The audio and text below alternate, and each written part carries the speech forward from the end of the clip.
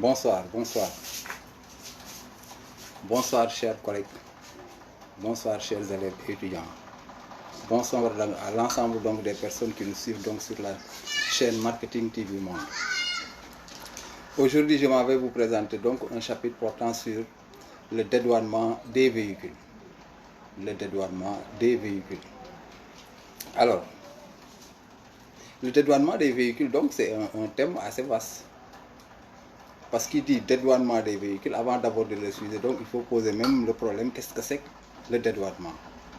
Alors, si on tente de définir le dédouanement, dédouaner un produit, donc c'est faire entrer ce produit ou le faire sortir du territoire douanier national en respectant toutes les mesures législatives et réglementaires relatives au régime choisi. Voilà ce qu'on entend par dédouaner. Dédouaner, donc, c'est faire entrer un produit dans le cadre de l'import ou faire sortir un produit dans le cadre donc de l'export en respectant toutes les mesures législatives et réglementaires relatives à ce régime. Vous me suivez bien? Donc, si on parle de dédouanement des véhicules, quels sont les différents régimes auxquels le véhicule maintenant peut être souscrit après l'importation? Après l'importation, le véhicule peut être souscrit sous le régime du transit, comme on a l'habitude de le voir souvent. On importe un véhicule à l'arrivée, sa destination finale c'est le Mali, la Guinée ou donc dans la sous-région. On parle de transit. À l'arrivée donc du véhicule, on le met sous le régime du transit. Transférer donc le véhicule du Sénégal vers un autre pays. Mais également, à l'arrivée du véhicule, on peut également l'autoriser à circuler avec un passe-avant. C'est ce que font généralement donc nos frères Modou et nos voisins donc, dont leur pays et le Sénégal donc, sont des pays frontaliers. Que je vous donner donc Gambie, Mauritanie, je ne sais pas moi. Là, les véhicules peuvent circuler donc avec des passes-avant. Les véhicules entrent dans le pays avec un permis de circulation appelé passe-avant. Donc, il y a la possibilité donc, de souscrire le véhicule en import, après l'import en transit. Mais on peut également le souscrire donc sous le régime du passe-avant. Également, on peut, après l'importation, le souscrire sous un régime appelé l'admission temporaire à titre exceptionnel. Admission temporaire exceptionnelle. Donc voilà, grosso modo, les destinations, donc les régimes que j'ai ciblés ici donc, pour vous parler du dédouanement des véhicules. On importe, on met en transit. On importe, on met au passe-avant. On importe, alors on place le véhicule donc en admission temporaire, comme on peut importer. Et à l'arrivée maintenant, on nationalise le véhicule, on le verse à la consommation. Donc, j'ai cité ici 4 cas. Quand le véhicule circule en transit, bof, là, c'est la suspension des droits et taxes. C'est pourquoi donc, M. Fall tentait de vous montrer quelle est la portée donc, économique de ces régimes-là, quel est l'impact économique de ces régimes par rapport à l'économie du Sénégal. Alors là, si vous le mettez en transit, donc c'est au bénéfice donc, du transporteur, les droits de taxes sont suspendus. Là, ça n'intéresse pas plutôt donc, le trésor public. Alors, si le véhicule également est mis sous le régime donc, du passe-avant, de deux choses l'une. Parce que le passe-avant est un permis de circulation qui autorise maintenant le véhicule de circuler pendant une durée d'1 mois renouvelable. Alors, à l'expiration maintenant de cette durée légale autorisée donc par la douane, de deux choses l'une. Soit le véhicule il est nationalisé, ou bien il fait l'objet donc d'une réexportation, il quitte le pays. Vous me suivez bien? Donc, si le véhicule également est importé pour être versé à la consommation, là on parle de mise à la consommation, ensuite d'importation directe. Le véhicule après importation également peut être soumis au régime de l'ATE, on parle de mise, après mise à la consommation, donc suite admission temporaire exceptionnelle. Autrement dit, j'importe le véhicule à l'arrivée, je le mets sous le régime d'une admission temporaire exceptionnelle. Le véhicule est admis temporairement, donc pendant une durée bien déterminée, en suspension des droits de taxes. À l'expiration maintenant de cette durée, si le véhicule est versé à la consommation, là-bas également nous avons une autre forme de mise à la consommation. Mise à la consommation ensuite d'admission temporaire exceptionnelle et la mise à la consommation ensuite d'importation directe qu'on assimile également à toute mise à la consommation suite passe-avant. Donc on a deux cas de mise à la consommation ici qui nous intéressent. Comment nationaliser un véhicule ensuite de son importation directe, ou bien comment nationaliser un véhicule après l'avoir souscrit en admission temporaire, comment maintenant faire le dédouanement. Le dédouanement donc des véhicules ici porte essentiellement sur la nationalisation donc, des véhicules importés au Sénégal. Donc, pour résumer, j'importe le véhicule, je le verse à la consommation. Ou j'importe le véhicule, je le mets en admission temporaire exceptionnelle. Maintenant, qu'il s'agit d'une mise à la consommation ensuite d'importation directe ou bien d'une mise à la consommation ensuite d'admission temporaire exceptionnelle, ici, ce qui nous intéresse, dès l'instant que vous parlez d'une mise à la consommation, alors le problème se pose donc à deux niveaux. Quelle est la base taxable du véhicule et quels sont les droits et taxes afférents au véhicule? Alors, si on arrive donc à régler la valeur CAF, autrement dit la base taxable donc du véhicule destiné à la mise à la consommation, et ensuite déterminer l'ensemble des droits et taxes afférents à ce véhicule, alors on a donc réglé le problème majeur donc du dédouanement des véhicules sous l'angle du régime d'une mise à la consommation. Mise à la consommation donc des véhicules au Sénégal, nationalisation donc des véhicules importés au Sénégal. Alors ici, le premier problème, c'est comment trouver la valeur CAF. Et ici, quand je dis comment trouver la valeur CAF, je porte mon regard sur les véhicules d'occasion, autrement dit les véhicules usagés. Parce que si vous comptez dédouaner un véhicule neuf, là, le problème ne se pose pas. On prend la valeur FOBO établie donc par la facture, plus l'assurance, plus le fret, et je taxe. C'est comme si je dédouanais, donc je ne sais pas moi, des oranges ou bien des pommes, je ne sais pas moi, je suis dans le cadre général. Alors le dédouanement des véhicules donc pose problème quand est-ce que si vous prenez un véhicule maintenant qui est usagé, je donne un exemple. Si vous importez un véhicule neuf, à l'arrivée, le problème de valeur ne se pose pas. Sa valeur est établie sur la facture, je prends la valeur donc à l'état neuf, plus le fret, plus l'assurance, j'ai CAF. Alors si ce même véhicule, importé à l'état neuf, circulé dans son pays d'origine pendant 2 ans et fut importé par un Sénégalais, donc à l'arrivée du véhicule, il n'est plus neuf, il est âgé de 2 ans. Comment trouver maintenant sa valeur FOB? C'est là où se trouve maintenant le véritable problème. Donc ici, pour donc me résumer, pour le calcul donc de la valeur CAF, je dis, le problème ne se pose que pour les véhicules donc usagés. S'il s'agit d'un véhicule neuf, il n'y a aucun problème pour trouver donc la valeur basse taxable. Mais s'il s'agit maintenant d'un véhicule d'occasion, oui, il y a problème, parce que si le véhicule à l'état neuf coûte par exemple 10 millions, s'il est âgé de 2 ans, il me revient de trouver donc la valeur du véhicule par rapport à son âge. On suit bien. Donc ici, comme on parle de valeur CAF de manière générale, donc si on décompose CAF, CAF égale FOB plus assurance plus fret. Alors pour simplifier donc le calcul, parce que mon problème c'est comment trouver la valeur CAF d'un véhicule d'occasion. Maintenant pour le simplifier, au lieu de le globaliser, je tente de régler problème par problème. Autrement dit, je vais essayer de comprendre comment on trouve la valeur FOB d'un véhicule d'occasion comme première opération. Si je termine, je pose comme deuxième opération comment on trouve la valeur assurance d'un véhicule d'occasion. Et enfin, comment on trouve donc le fret taxable du véhicule. Je me fais comprendre. Alors, le premier problème donc ici, c'est comment trouver la valeur FOB de ce véhicule âgé de 2 ans par exemple. À l'état neuf, il coûte 10 millions. À l'état usagé, maintenant, il est âgé de 2 ans. Maintenant, on me demande de le dédouaner, forcément. Donc, je dois trouver donc sa valeur FOB, trouver son assurance, plus maintenant son fret pour avoir donc la base taxable. Mais mon premier problème, c'est la valeur FOB.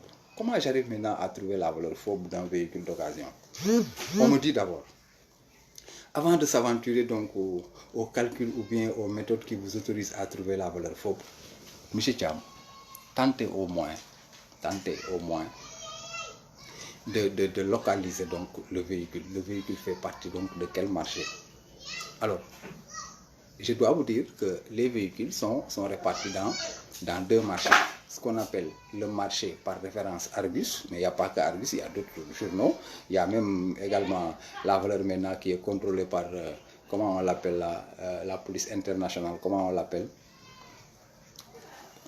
Enfin, surveillé donc par le système informatique pour parler donc du calcul de la valeur FOB. Mais également, il y a des véhicules qui ne prennent pas référence par rapport à ce journal Argus. Donc, pour me résumer, donc, il y a des véhicules qui sont destinés à la cotation donc Argus. Argus, c'est un journal qui est réputé recenser l'ensemble des véhicules qui lui sont destinés, qu'il s'agisse de véhicules neufs ou bien de véhicules d'occasion. Mais Argus est censé de reprendre les véhicules qui lui sont destinés en fixant leur valeur. Même si le véhicule est neuf, le véhicule est usagé, les experts de l'Argus ont appris comment déterminer la valeur d'un véhicule d'occasion. Et il consigne cette valeur dans un journal appelé Argus. Mais ce ne sont pas tous les véhicules qui ont une cotation ou être destinés donc à la cotation Argus. Donc mon premier problème, c'est de localiser le marché donc du véhicule. Est-ce que mon véhicule fait partie du marché Argus, oui ou non? Est-ce que le véhicule est destiné à la cotation Argus ou bien est-ce que le véhicule n'est pas destiné à la cotation Argus? Comment je peux reconnaître un véhicule si le véhicule donc est destiné ou non à la cotation Argus? Quel est l'indice, quel est le critère qui m'autorise donc à identifier le marché? On me dit, il faut se référer à la marque donc du véhicule. Chaque véhicule a une marque. Vous prenez une marque, je ne sais pas moi, Mercedes, BMW, Peugeot, je ne sais pas moi, Citroën. Alors si la marque de votre véhicule est reprise au sommaire du journal Argus, alors il faut en déduire que mon véhicule, ce véhicule-là, est destiné à la cotation Argus. Donc je répète, si la marque de votre véhicule est reprise au sommaire du journal Argus, votre véhicule est destiné à la cotation Argus. Il appartient donc au marché Argus. D'accord? Donc le contraire, l'effet contraire c'est quoi? Si la marque donc n'est pas reprise au sommaire du journal, alors vous tombez sur un véhicule non destiné à la cotation Argus. Est-ce que je me fais comprendre? Donc il y a deux pôles, les véhicules destinés à la cotation Argus et les véhicules non destinés à la cotation Argus. On va s'intéresser d'abord aux véhicules destinés à la cotation Argus.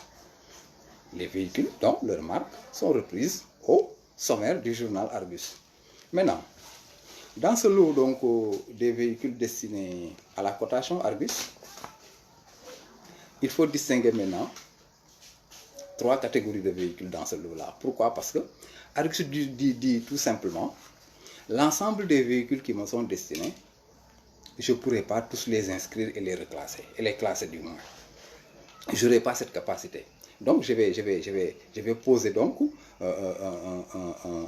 ne sais pas moi, comment on l'appelle encore, un critère qui me permet par exemple de les sélectionner. Alors il a ici de préférence, je parle donc du critère d'âge, l'intervalle. Argus dit, tout véhicule âgé au moins de 6 mois, je peux l'inscrire jusqu'à ce qu'il ait 10 ans. Donc l'intervalle d'Argus pour les véhicules, c'est de 6 mois au minimum jusqu'à 10 ans au maximum et l'intervalle est fermé. Donc si votre véhicule est âgé de 10 ans, 1 mois, il est exclu du journal. L'exemple que je donne souvent donc aux étudiants, c'est comme donc les dispositions prises à l'école primaire. Parce que tous les Sénégalais ne peuvent pas donc être inscrits à la fois donc à l'école primaire. C'est pourquoi donc on a créé donc des critères pour dire qu'il faut être âgé au moins de 6 ans. Donc si votre enfant n'a pas 5 ans, bien qu'il soit destiné à être inscrit à l'école française, mais il n'a pas encore l'âge requis d'être inscrit. C'est pourquoi ici, donc, si votre véhicule même, sa marque est reprise au sommaire du journal pour être destiné, ça ne traduit pas qu'il est inscrit. Donc il y a une différence entre un véhicule destiné à la cotation, sa marque est reprise. Maintenant, ce véhicule, pour qu'il soit maintenant inscrit dans le journal, il faut donc qu'il remplisse encore d'autres critères. Vous me suivez? Parmi ces critères, moi, j'ai préféré donc se résumer au niveau donc de l'âge. Tout véhicule âgé au moins de 6 mois jusqu'à 10 ans, peut-être au plus, peut être inscrit dans le journal Argus. Ce qui nous fait ressortir maintenant 3 catégories. Les véhicules qui n'ont pas encore l'âge d'être inscrits, qui n'ont pas encore 6 mois. Les véhicules qui ont l'âge, les véhicules donc qui sont au juste entre 6 mois et 10 ans. Et troisièmement, maintenant, les véhicules qui ont donc plus de 10 ans, qu'on appelle les véhicules plus inscrits. Donc les véhicules qui n'ont pas encore l'âge, on les appelle communément les véhicules non encore inscrits dans le journal Argus. Ils sont destinés à la cotation Argus, mais ils ne sont pas encore inscrits. Ils n'ont pas rempli donc les critères. Parmi ces critères, j'ai cité par exemple l'âge. Il n'a pas rempli l'âge, il a 5 mois, donc il ne sera pas inscrit. Alors ce véhicule-là est appelé un véhicule destiné à la cotation Argus, mais il n'est pas encore inscrit. Donc c'est la première catégorie de véhicules dans le marché Argus. Maintenant, le véhicule qui a l'âge d'être inscrit, c'est-à-dire entre 6 mois et 10 ans au plus, on l'appelle un véhicule destiné à la cotation Argus, mais qui est inscrit. Alors le véhicule qui a plus de 10 ans, il est destiné à la cotation parce que sa marque est reprise, mais il se trouve être plus inscrit compte tenu de son âge trop avancé. Donc dans ce marché Argus, vous allez distinguer donc 3 catégories donc de véhicules dans le marché Argus. Les véhicules non encore inscrits, les véhicules qui sont inscrits et les véhicules qui ne sont plus inscrits. Je répète, Dans le marché Argus, on distingue 3 catégories de véhicules. Les véhicules non encore inscrits, ce sont les véhicules qui n'ont pas encore l'âge d'être inscrits ou bien qui ont raté un critère de sélection. Les véhicules inscrits, c'est les véhicules donc qui ont rempli les critères et ont rempli également le critère de l'âge de 6 mois au moins jusqu'à 10 ans au plus. Les véhicules maintenant qui ne sont plus inscrits au journal, ce sont les véhicules âgés de plus de 10 ans. Maintenant, que nous dit la douane pour trouver la valeur FOB maintenant? La douane nous dit, alors ici, il faut localiser pour chaque méthode, il faut trouver, pour chaque catégorie donc, il y a une méthode qui nous permet de trouver la valeur FOB. Alors je m'interroge. Et pour donc les véhicules non encore inscrits, la douane me dit, applique la méthode des abattements pour trouver la valeur FOB de ce véhicule d'occasion. Alors je dis, maintenant, le véhicule qui est inscrit, mais là ce n'est plus donc ton problème parce que le problème est déjà résolu par le journal même. Tu ouvres le journal, tu positionnes le véhicule, tu as sa valeur. Donc la valeur du véhicule d'occasion est indiquée dans le journal. C'est clair? Donc je me réfère au journal Argus. D'accord? Mais le véhicule qui n'est plus inscrit, la douane me dit, ne te fatigue pas, M. Thiam, réfère-toi à sa dernière année de cotation. Du fait que le véhicule a été une fois coté, donc réfère-toi à sa dernière année de cotation pour me trouver sa valeur FOB. Donc ici, dans ce lot de 3 catégories donc, des véhicules destinés au marché français, qu'on appelle également destinés à la cotation Argus, parce que le journal Argus est libellé tout simplement en français. Mais ça ne veut pas dire que donc, les véhicules fabriqués par les Français exclusivement constituent donc le marché Argus. Mais on a l'habitude de dire marché Argus ou marché français. Vous me suivez bien? Donc ces véhicules qui sont destinés au marché français sont au nombre de 3. Les véhicules non encore inscrits, on applique la méthode des abattements. Les véhicules inscrits, on applique la méthode Argus. Les véhicules qui ne sont plus inscrits, on applique la méthode Argus. Donc, dans ce marché Argus, nous avons 3 catégories de véhicules, mais nous avons 2 méthodes de taxation. Parce qu'il y a abattement et Argus. C'est Argus qui s'applique doublement, qui s'applique et aux véhicules non encore inscrits et aux véhicules inscrits au journal Argus. Donc, c'est une méthode. En plus, maintenant, la méthode des abattements, nous avons ici 2 méthodes, mais nous avons 3 catégories de véhicules. Maintenant, il y a une 3e méthode qu'on va invoquer donc de façon accidentelle pour parler donc des véhicules accidentés. Si vous dédouanez un véhicule accidenté, comment peut-on donc trouver sa valeur? Et dans quel cas de figure peut-on importer un véhicule accidenté? Je sais que maintenant les Sérères n'importent plus les véhicules accidentés. Ils ne peuvent plus être d'aller jusqu'en Europe se permettre de payer un véhicule accidenté, même si c'était le cas, d'accord, même si c'est admis, mais ce n'est plus le cas. En général, si on parle de véhicules accidentés, il faut vous référer donc au véhicule admis temporairement à titre exceptionnel. En général, ce sont les véhicules que vous voyez donc en circulation avec les couleurs de plaque d'immatriculation rouge-blanc, où on écrit TT, et il y a d'autres donc qui sont de plaques vert-jaune, où on écrit parfois IT, on écrit ensuite le nom de l'organisme, BCAO, on écrit le nom de l'ONG, Jamra, je ne sais pas moi. Alors c'est des couleurs donc vert-jaune pour les distinguer, vert-jaune et rouge-blanc. Ces véhicules-là sont admis temporairement à titre exceptionnel. Donc au moment de leur importation, ils ne sont pas à l'état accidenté. Mais du fait qu'ils sont autorisés à circuler pendant une durée bien déterminée, pendant 1 an, ils sont autorisés à circuler au Sénégal. Maintenant, avant la fin du délai, peut-être au 6e mois, au 7e mois, au 9e mois, en tout cas donc avant la fin du délai, le véhicule peut avoir un accident. Alors si on vous présente ce véhicule, donc vous êtes en présence d'un véhicule qui est à l'état accidenté. Si vous êtes en présence maintenant d'un véhicule à l'état accidenté, comment trouver sa valeur FOB? La douane vous dit ici, M. Thiam, ce n'est pas votre problème vous en tant que déclarant. Il y a des experts qui ont appris et qui sont là donc dans le marché, les cabinets d'experts. Vous allez là-bas, ils vont faire donc l'analyse du véhicule, je ne sais pas comment le terme technique là, ils vont faire l'expertise, ils vont trouver donc la valeur du véhicule net. Mais la douane là vous fait donc une réserve, hein, sachant que donc l'expert là peut donc diminuer la valeur au profit, donc minorer la valeur au profit donc de son client. C'est pourquoi la douane également met là-bas une carte. Mais retenez pour l'instant que donc on a 3 méthodes pour trouver une valeur FOB. La méthode des abattements qui s'applique aux véhicules non encore inscrits au journal Argus. La méthode Argus qui s'applique aux véhicules inscrits au journal Argus et la méthode expertise qui est réservée aux véhicules accidentés et d'autres cas de véhicules que nous allons voir durant le développement. Me suivez bien, mais retenez qu'il y a 3 méthodes: abattement, Argus et expertise. Maintenant, comment appliquer la méthode des abattements? Je dédouane un véhicule qui est âgé de 2 ans. Sa valeur FOB à l'état neuf était égale à 10 ans. Aujourd'hui, on me demande de dédouaner ce véhicule. Donc, mon premier problème, c'est de trouver la valeur FOB, ce que les comptables appellent donc la dépréciation de la valeur. Il faut déprécier la valeur. Mais ici, nous, on dit abattement. Abattement veut dire déprécier, tout simplement. Il faut tout simplement faire, donc, trouver le taux d'amortissement du véhicule. Monsieur est bien. Alors ici, la douane fixe donc ses barèmes pour dire, si le véhicule est âgé d'1 mois, il faut lui appliquer un taux d'abattement de 5%. Il faut enlever de sa valeur à l'état neuf 5%. Donc c'est un taux d'abattement de 5%. Je tire 5% de la valeur du véhicule à l'état neuf. Il en reste 95%. Alors si le véhicule est âgé de 2 mois, pompez les 10%. Il en reste 90%. Si le véhicule est âgé de 3 mois, pompez les 20% et il en reste 80%. C'est là où donc la douane s'est fixée, donc c'est limité donc avec les 10 ou les 5 ou les 20 là. Monsieur bien, il dit maintenant, après les 3 mois, donc à partir donc du 4e mois, tout autre mois est comptabilisé sur la base de 1%.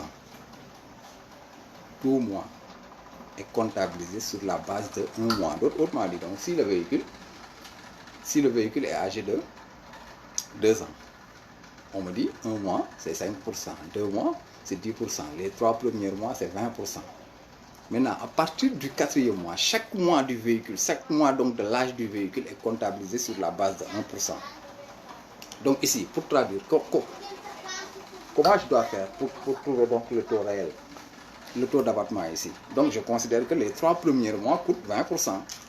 Donc dans les 2 ans, c'est 24 mois, non? Si vous enlevez 24, si vous enlevez 3 de 24,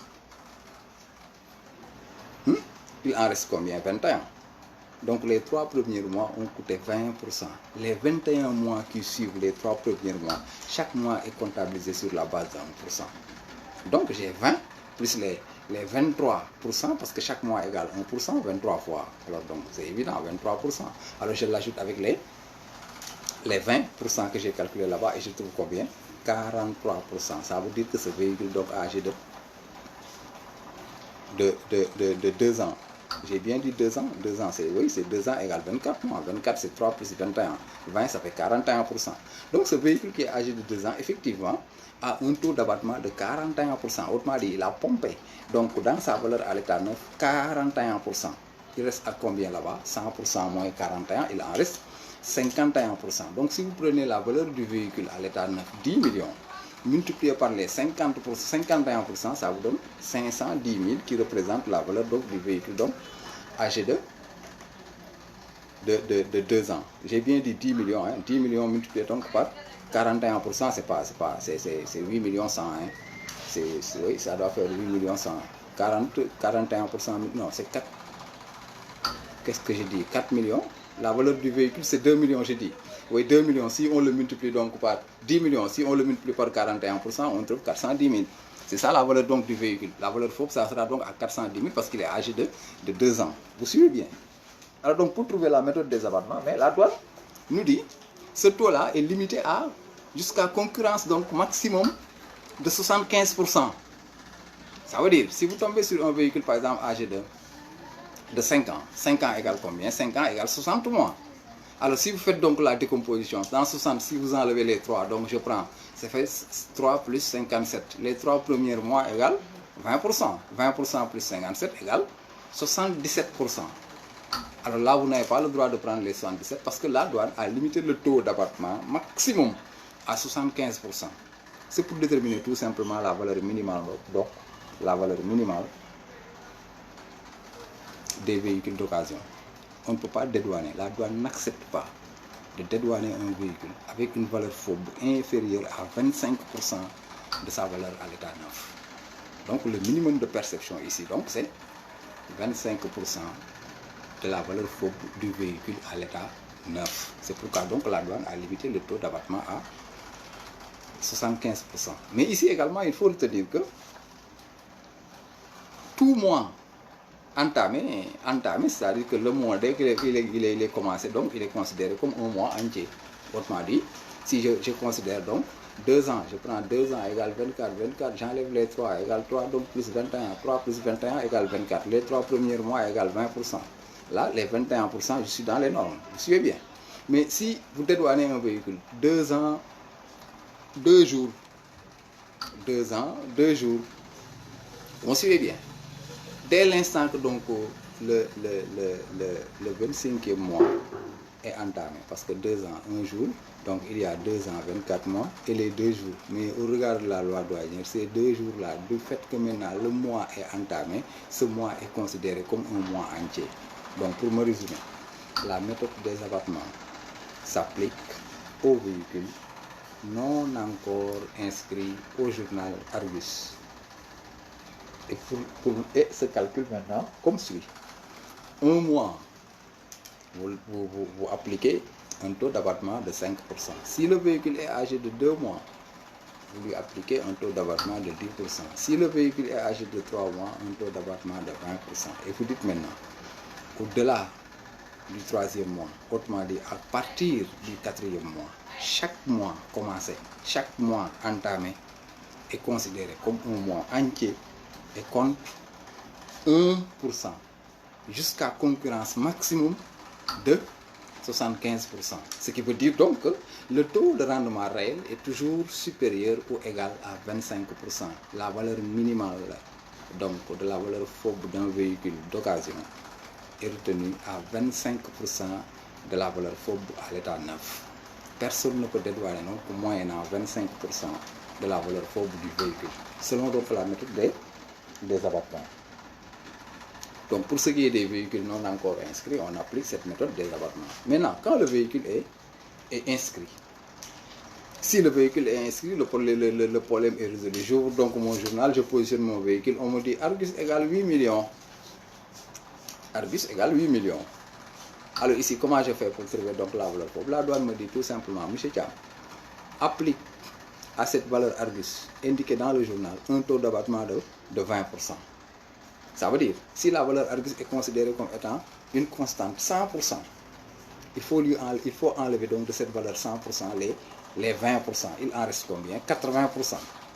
Et ça vous donne la valeur FOB réelle de votre véhicule inscrit au journal Argus. Donc pour me résumer, si le véhicule est inscrit au journal Argus, vraiment, il n'y a pas de problème. Je prends 80%, je multiplie avec la valeur indiquée par le journal et j'ai la valeur FOB du véhicule. 80% de la valeur Argus vous donne la valeur FOB réelle de votre véhicule d'occasion, inscrit au journal Argus. Si le véhicule est inscrit, vous positionnez le véhicule dans le journal. C'est le journal même qui indique la valeur Argus. 8 millions, 4 millions, 200 millions, 150 millions, je ne sais pas moi. Prenez cette valeur indiquée dans le journal, multipliez par 80% et ça vous donne la valeur FOB taxable. D'accord? Donc pour ce qui est des véhicules inscrits, aucun problème ne se pose. J'applique 80% de la valeur FOB pour trouver la valeur réelle taxable. D'accord? Maintenant, pour ce qui est des véhicules maintenant qui ne sont plus inscrits compte tenu de leur âge trop avancé, là qu'est-ce qu'on dit? Là on nous dit de nous référer toujours donc à la cotation Argus. Comment ici? La douane nous dit, prenez référence donc à la dernière année de cotation Argus de votre véhicule. En quelle année votre véhicule fut dernièrement inscrit dans le journal Argus? Supposons, si vous avez un véhicule âgé de 12 ans, on vous confie le dédouanement en 2020. Il est clair que dans le journal Argus de 2020, vous ne pouvez pas retrouver là-bas le véhicule. Parce qu'en 2020, le véhicule il a 12 ans. Et sa date d'inscription est limitée à 10 ans. Donc en 2020, tu ne peux pas retrouver le véhicule donc, dans ce journal. Alors si la douane vous demande de prendre sa dernière année de cotation Argus, là il faut faire un petit calcul. Si donc l'âge limite du journal Argus c'est 10 ans, parce que l'intervalle c'est de 6 mois à 10 ans, 6 mois au minimum, 10 ans au plus. Donc le véhicule fut dernièrement inscrit lorsqu'il avait 10 ans. Maintenant, comment trouver donc cette dernière année de cotation? Il suffit donc de faire tout simplement un petit calcul de combien d'années mon véhicule a dépassé l'âge limite, ce que j'appelle l'âge excédentaire. De combien d'années l'âge du véhicule, l'âge de mon véhicule a dépassé l'âge limite du journal Argus qui est fixé à 10 ans. Quel est l'âge de mon véhicule? C'est 12 ans. Alors il faut faire la différence. Si je prends 12 moins 10, je trouve 2. Donc mon véhicule a un âge excédentaire de 2 ans. Maintenant, comment arriver à sa dernière année de cotation? Maintenant, je prends l'année de mise à la consommation, l'année à laquelle on m'a demandé maintenant de dédouaner le véhicule. Je suis en 2020. L'année de mise à la consommation, moins l'âge excédentaire. Donc, je prends 2020, moins 2 ans, je trouve 2018. Alors, si dans votre devoir, vous tirez le journal Argus de 2018, vous verrez donc l'inscription de votre véhicule là-bas. Est-ce que je me fais comprendre? S'il s'agit d'un véhicule qui n'est plus inscrit dans le journal Argus, vous devez vous référer à sa dernière année de cotation Argus. Dernière année de cotation Argus. Comment? Je donne un exemple précis. J'importe un véhicule en 2020. Ce véhicule est âgé de 12 ans. D'accord? On me demande de le nationaliser en 2020. Et en 2020, je sais que mon véhicule-là ne peut pas être inscrit dans le journal de 2020 parce qu'il a 12 ans. Et dans le journal, on ne reprend que les véhicules âgés au maximum de 10 ans. C'est pourquoi la douane vous a suggéré d'aller chercher maintenant sa dernière année de cotation. Sa dernière année de cotation veut dire tout simplement en quelle année votre véhicule âgé de 12 ans fut dernièrement inscrit dans le journal. Et là, pour le trouver, je prends l'âge du véhicule, moins l'âge limite du journal Argus, 12 ans, moins 10 ans, je trouve donc âge excédentaire. Donc, c'est 2 ans de dépassement, l'âge excédentaire, 2 ans de dépassement. Je prends maintenant l'année de mise à la consommation, je suis en 2020, j'enlève les 2 ans et je me retrouve donc avec 2018. Donc, si je prends le journal de 2018, je trouve donc mon véhicule, il me dit 9 millions et j'ai trouvé donc la valeur Argus. Mais une fois la valeur Argus donc indiquée dans le journal, de par donc la référence de cette dernière année de cotation, qu'est-ce qu'il faut faire? Il ne faut pas taxer avec cette valeur Argus. N'oubliez pas, la douane vous avez octroyé un taux d'abattement de 20%. Donc ici, il faut appliquer également 20% à la valeur Argus à l'instar des véhicules qui sont inscrits. Donc ici, on applique la même formule, je prends 80% de la valeur Argus. Mais seulement, cette valeur Argus, vous ne pouvez pas donc la trouver donc dans le journal Argus donc de l'année de mise à la consommation parce que le véhicule est âgé. Il faut faire ce petit calcul, trouver la dernière année de cotation Argus, comment y arriver. Je prends, calcul l'âge excédentaire, autrement dit l'âge du véhicule moins l'âge limite du journal 10 ans, je trouve l'âge excédentaire. Une fois obtenu, je prends l'année de mise à la consommation, moins l'âge excédentaire, ça me donne la dernière année de cotation Argus. Je prends donc ce journal daté à cette même année, je fais la position, je trouve la valeur du véhicule. C'est la valeur Argus que j'ai obtenue, mais pas la valeur fauve réelle. Taxable. La valeur fauve taxable maintenant pour l'obtenir, il faut donc respecter les dispositions de l'administration des douanes qui vous exigent d'appliquer un taux d'abattement de 20% à cette valeur Argus, ce qui traduit techniquement, pour avoir la valeur fauve taxable, prenez les 80% à l'instar donc des véhicules qui sont inscrits au journal Argus. Donc pour ce qui est des véhicules non encore inscrits, j'applique la méthode de abattement. Pour ce qui est des véhicules inscrits et des véhicules qui ne sont plus inscrits, j'applique la même méthode Argus. Mais seulement pour le cas des inscrits, j'applique immédiatement la valeur donc selon l'année de mise à la consommation. Mais s'il s'agit d'un véhicule donc âgé, il faut calculer donc la dernière année, ensuite appliquer le taux d'abattement de 20%. Maintenant, pour ce qui est maintenant des véhicules accidentés, dans le lot des véhicules accidentés, il faut distinguer deux catégories. Il y a des véhicules accidentés qui, après donc réparation, peuvent reprendre la circulation. Ils sont toujours donc des véhicules. On les appelle les véhicules accidentés réutilisables. Un véhicule qui a eu un accident, mais qui peut être réutilisé après réparation. C'est la première catégorie. Mais il y a des véhicules qui, après l'accident, alors ne peuvent plus être récupérés. On les appelle donc des épaves, assimilés donc à de la ferraille. Alors quand on dédouane des véhicules, donc, on évite de parler de ces ferrailles. Ferraille n'est plus égal à véhicule. C'est pourquoi d'ailleurs, quand vous dédouanez un véhicule accidenté considéré comme épave, on vous suggère toujours dans le cadre de la procédure de faire le retrait de la carte grise pour aller maintenant la déposer au niveau donc de la direction du transport terrestre pour donc enrayer complètement ce véhicule donc de la circulation. Il est mort, il est enterré, d'accord? Alors donc, pour ce cas donc des épaves particulièrement, il faut l'assimiler à de la ferraille, estimée à 600 francs, je ne sais pas, le tarif, en tout cas, le dernier tarif c'était 600 francs le kilomètre, vous avez la valeur fauve. Vous suivez bien. Mais pour ce qui est des véhicules accidentés, réutilisables, qui sont toujours donc des véhicules, qui restent toujours donc dans le cadre du thème parce qu'on dédouane des véhicules et non des ferrailles, d'accord? Alors ici, la douane vous suggère tout simplement de prendre recours à un expert. Cet expert-là, il a appris à l'école. Comment arrive-t-on à trouver la valeur fauve d'un véhicule accidenté? Alors, mais la douane, sachant que par exemple entre l'expert et le propriétaire du véhicule, il peut y avoir des trafics d'influence. Si donc le propriétaire du véhicule est mon fils, moi je suis l'expert, pour éviter qu'il paye cher, au lieu donc de déterminer la valeur exacte qui est fixée à 7 millions, je peux minorer la valeur pour le fixer 5 millions. C'est pourquoi, lorsque la douane a demandé donc au déclarant d'aller prendre attache donc aux connaissances donc de l'expert, la douane donc l'a mis en garde pour lui dire, mais attention, l'avis de votre expert là ne me lie pas moi en tant que service des douanes. Son avis constitue simplement un élément de mon appréciation, moi l'administration des douanes. Ça veut dire tout simplement, j'ai pas confiance à votre expert. Si je retiens donc la valeur, avant de dédouaner, je ne dis pas que c'est la valeur qui est retenue par l'expert qui sera considérée comme la valeur fausse, c'est la douane qui parle. Allez-y chez l'expert. S'il fixe la valeur, ne dédouanez pas. Amenez-moi la valeur.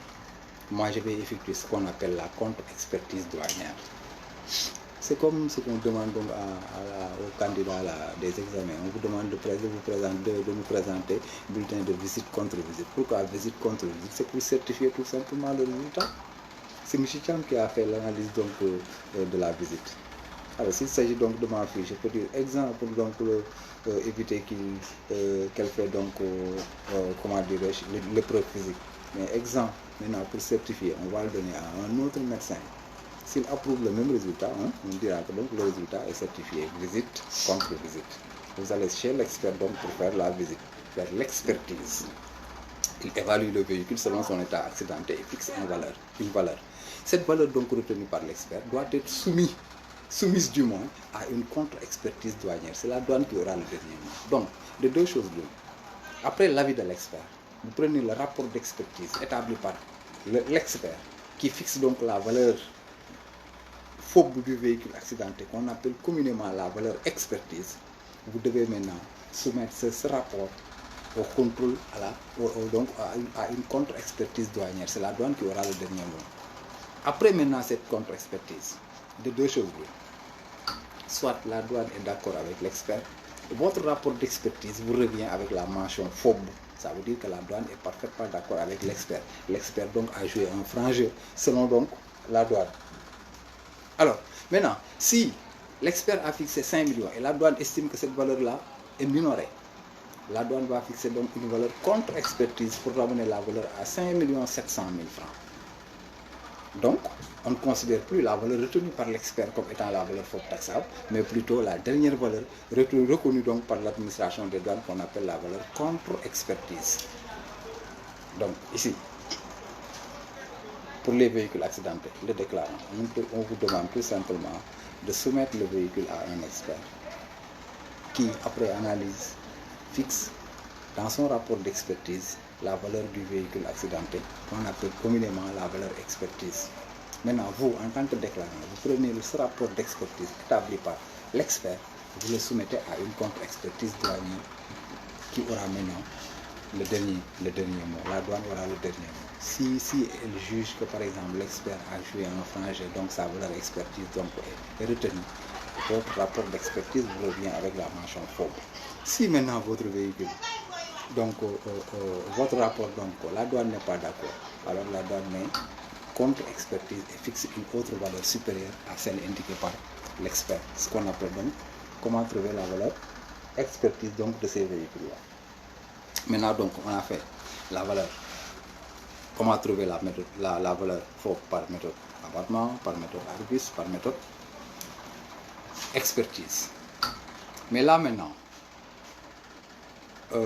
avant d'aborder donc l'assurance et autres, il y a donc des cas particuliers que j'ai cités donc à l'entame donc de mes propos. Si donc on importe le véhicule à l'arrivée, on le verse à la consommation, c'est une mise à la consommation directe. On importe le véhicule, on le met en admission temporaire et après on verse à la consommation, c'est une mise à la consommation ensuite d'admission temporaire exceptionnelle. Mais dans le premier cas, mise à la consommation ensuite d'importation directe, là il y a un cas particulier. Si le véhicule importé mise à la consommation du moins, ensuite d'une importation, et que ce véhicule maintenant est au bénéfice de l'État, tout le monde sait que l'État ne paye pas les droits de taxes. Là, vous avez un régime de franchise S100, 120, S121 si vous voulez, pour le compte de l'État civil. C100 du moins, C121. C'est mise à la consommation, un direct de produits non pétroliers, 2, c'est une franchise au profit de l'État, 1 indique l'État. Donc c'est une mise à la consommation au profit de l'État du Sénégal. Mais l'État ne paye pas. L'État ne paye pas les droits et taxes. C'est pourquoi donc le régime ici est un régime d'exemption. Mais pour le cas donc des autres personnes, les particuliers, les personnes physiques ou morales, donc autres que l'État, qui sont soumises au paiement des droits de taxes, là, on établit une déclaration C100, mise à la consommation directe de produits non pétroliers, avec application des droits de taxes, on écrit C100. Ici, quelle est la particularité que je veux souligner? Ça porte sur les véhicules maintenant importés par l'État.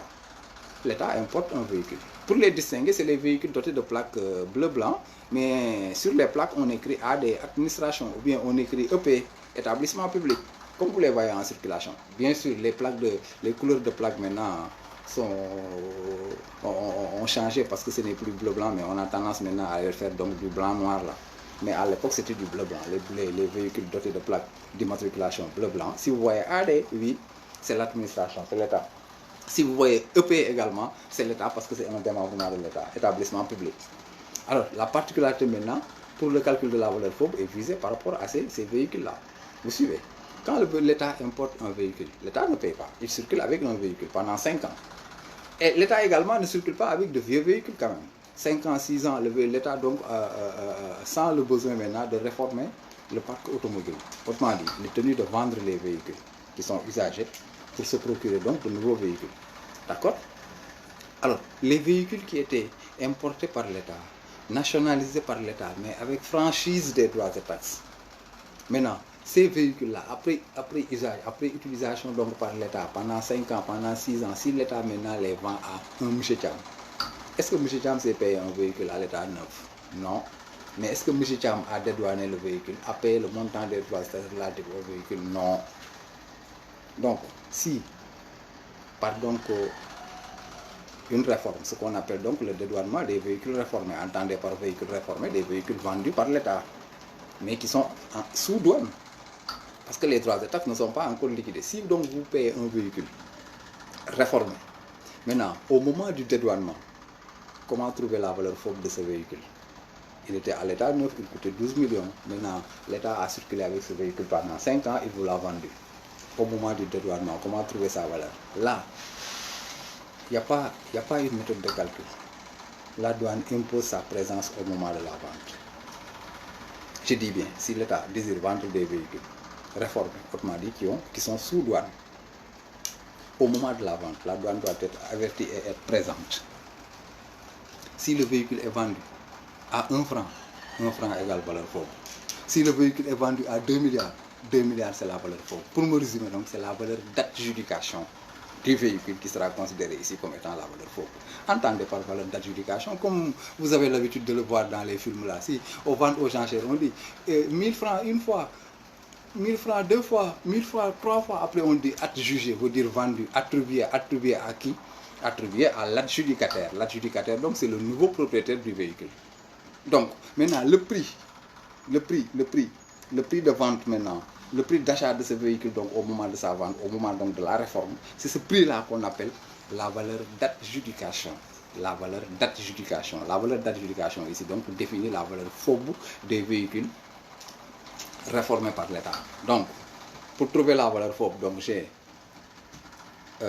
la valeur d'adjudication pour les véhicules donc réformés. J'ai la valeur expertise pour les véhicules accidentés. J'ai la valeur Argus qui couvre les véhicules inscrits et les véhicules qui ne sont plus inscrits à la fois. Et j'ai enfin donc la méthode des abattements qui couvre les véhicules non encore inscrits au journal Argus. Maintenant, si on a bien compris donc comment on trouve la valeur FOB, maintenant on peut attaquer comment trouver maintenant la valeur assurance d'un véhicule. Ici, avant de vous faire comprendre l'assurance, il serait donc important de vous faire distinguer les différents régimes de mise à la consommation pour les véhicules. on importe. À l'arrivée, je verse à la consommation. C'est du régime C100. Mise à la consommation, ensuite d'importation directe. On travaille avec le code document C. Code document C. C100. D'accord? Et le régime, c'est 1. Donc, si on vous demande donc avec les formulaires informatiques, là, vous aurez code document C, vous aurez donc le code régime 1. Le régime, donc, c'est la combinaison de la lettre appelée le code document et le premier chiffre qu'on appelle le code régime. Ces deux éléments associés sont appelés régime. Et dans les formulaires informatiques, ce que vous appelez les déclarations formulaires informatiques. Là, si on vous demande régime, donc vous mettez C1. Donc, il y a une différence entre code document et formulaire. Les formulaires C, RC, je sais pas moi, sont caducs, avec leur couleur sont caducs. Mais les codes documents sont là toujours. Quel que soit alpha, vous ne pouvez pas dédouaner une marchandise donc sans présenter le code document. Soit C, soit R, soit E, ou bien c'est S. Soit vous versez à la consommation, vous mettez en régime suspensif, vous exportez ou bien vous réexportez. Ce qu'on appelle les codes documents. Que ça soit donc une déclaration manuelle ou bien une déclaration informatique, le code document est toujours là. Et j'en ai pour preuve, quand vous dédouanez, vous mettez C1, le régime. C1 pour les déclarations informatiques, d'accord? C1, mise à la consommation, ensuite d'importation directe de produits non pétroliers. D'accord? Alors maintenant, si on importe à l'arrivée, on verse à la, au lieu de verser à la consommation, le véhicule est admis temporairement à titre exceptionnel. Admission temporaire exceptionnelle. À l'expiration du délai, si on verse à la consommation, cette mise à la consommation-là est différente avec la première. Parce que la première, elle découle donc d'une forme directe. On a importé et directement on a nationalisé. C'est pourquoi j'ai parlé de mise à la consommation, ensuite d'importation directe. Après l'importation, automatiquement, j'ai donné à mon véhicule la nationalité sénégalaise. Alors ici, j'ai importé. Est-ce que j'ai donné la nationalité? Non. Le véhicule est admis temporairement à titre exceptionnel avec la suspension des droits et taxes au profit donc de l'utilisateur. À l'expiration de ce délai maintenant, s'il est autorisé à verser à la consommation, nous serons en présence d'une mise à la consommation. Ensuite, d'admission temporaire exceptionnelle après importation. Et ici, la forme est appelée la forme indirecte. Dans ce régime donc de mise à la consommation sur ATE, donc il y a la forme indirecte. Maintenant, mais en admission temporaire exceptionnelle, quels sont les bénéficiaires? Qui a le droit donc de circuler avec des véhicules admis temporairement? Là, on va distinguer deux catégories.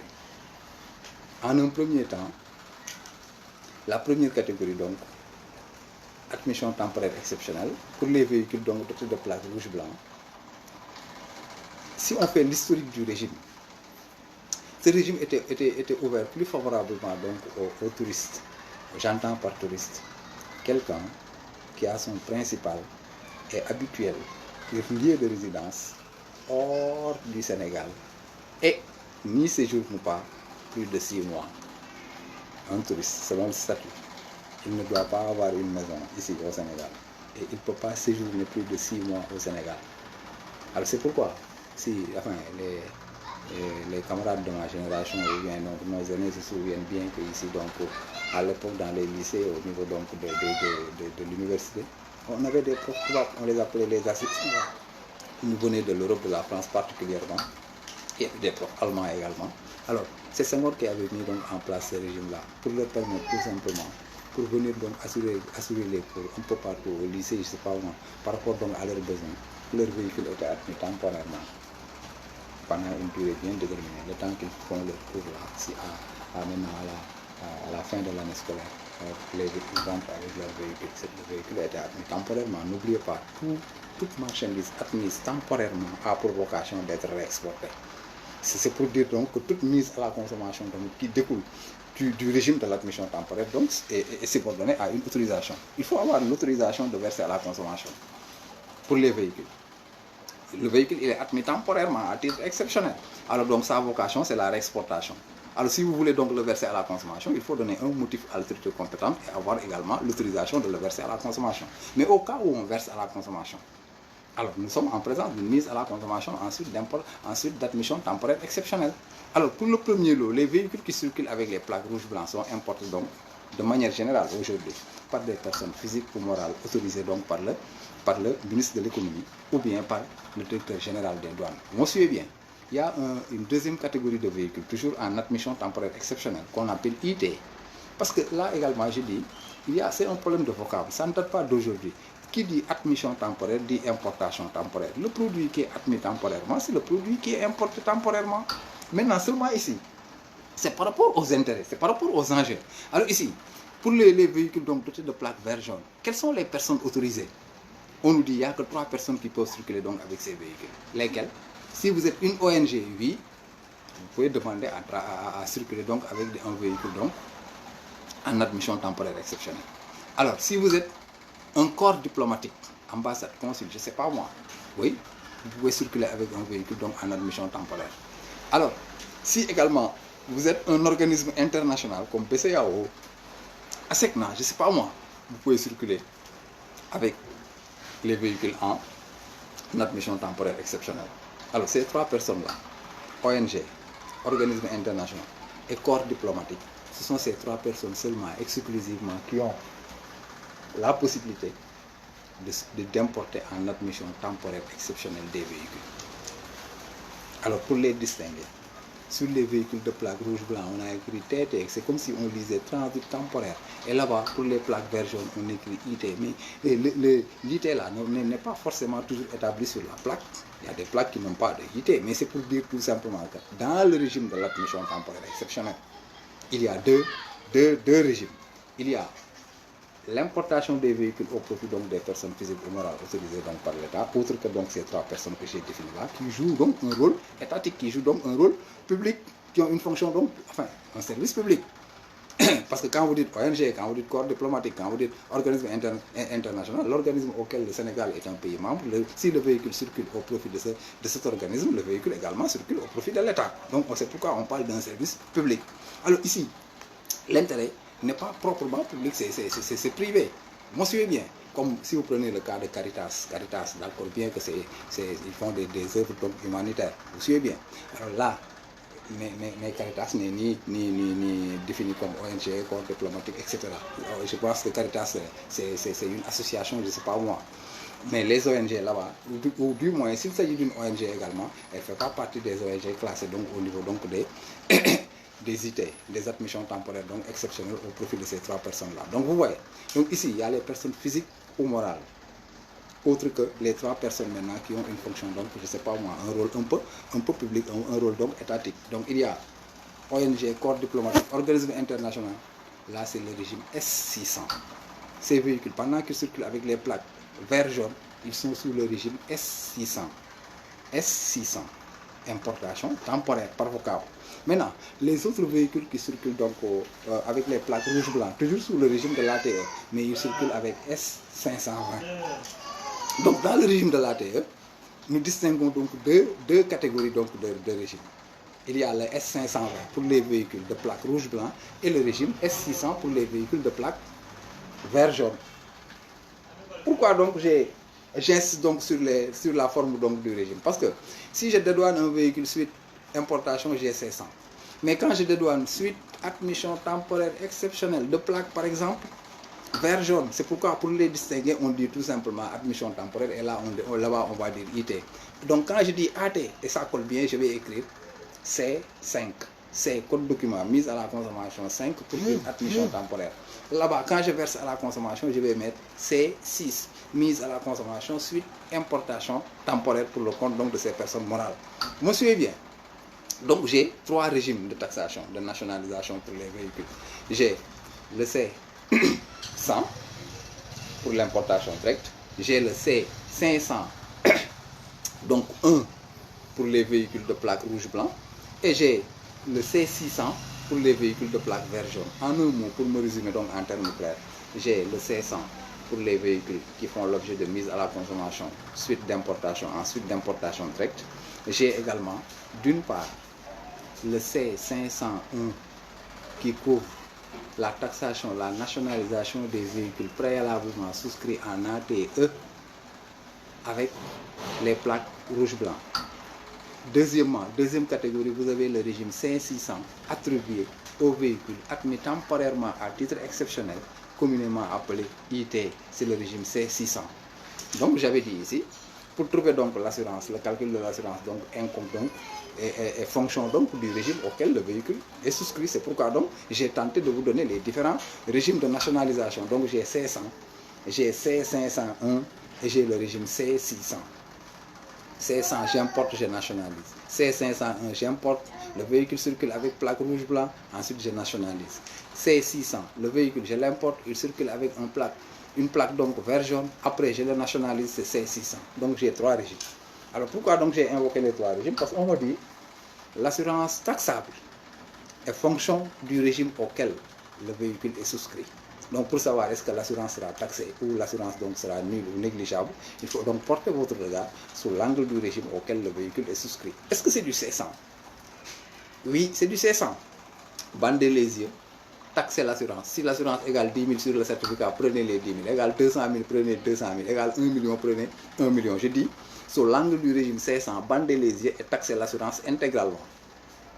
L'assurance qui est établie sur le certificat. Si c'est 400 000, je prends 400 000. Si c'est 1 franc, je prends 1 franc. Est-ce que c'est clair? Maintenant, si vous dédouanez également pour le compte du régime C501, si le véhicule circulait avec une plaque rouge-blanc, s'il demande maintenant la nationalisation, au moment de sa nationalisation, pour le régime C501, là également, pour trouver donc l'assurance, on vous dit l'assurance est intégralement taxable. Je ne cherche même pas de midi à 14h. L'assurance égale 1 million, je prends 1 million égale 5. C'est aussi valable pour le régime C100. Donc pour me résumer, pour le régime C100, comme pour le régime C501, l'assurance du véhicule est intégralement taxable. Égale 1 franc, je taxe 1 franc. Égale 10 000, je taxe 10 000. Égale 1 million, je taxe 1 million.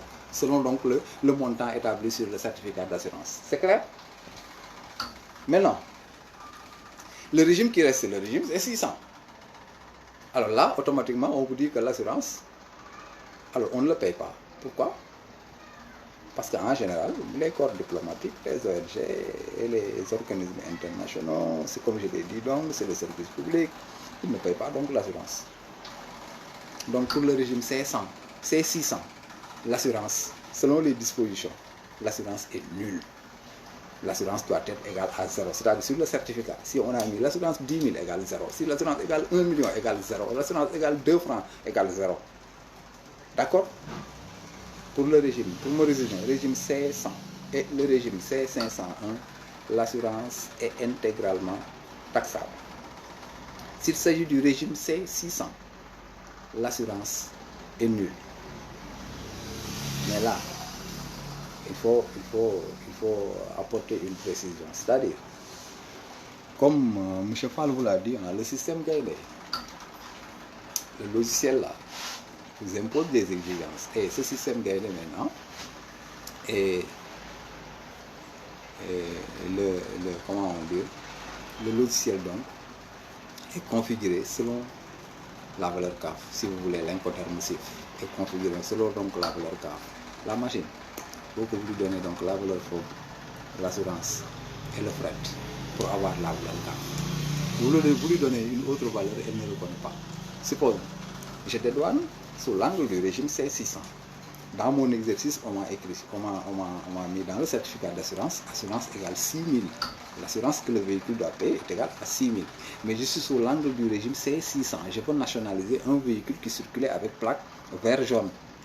Je veux nationaliser pour rendre maintenant sa couleur de plaque bleu-blanc ou blanc-noir comme actuellement. Alors, au moment donc du calcul de l'assurance, on me dit, quelle que soit l'assurance retenue donc sur le certificat, sur le contrat d'assurance, cette assurance-là est nulle. Au profit donc de cette personne, ONG, corps diplomatique ou organisme international, l'assurance est nulle. C'est clair?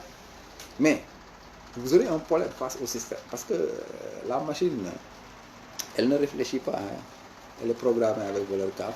Elle clignote pour vous demander faux, pour vous lui donner la valeur faux.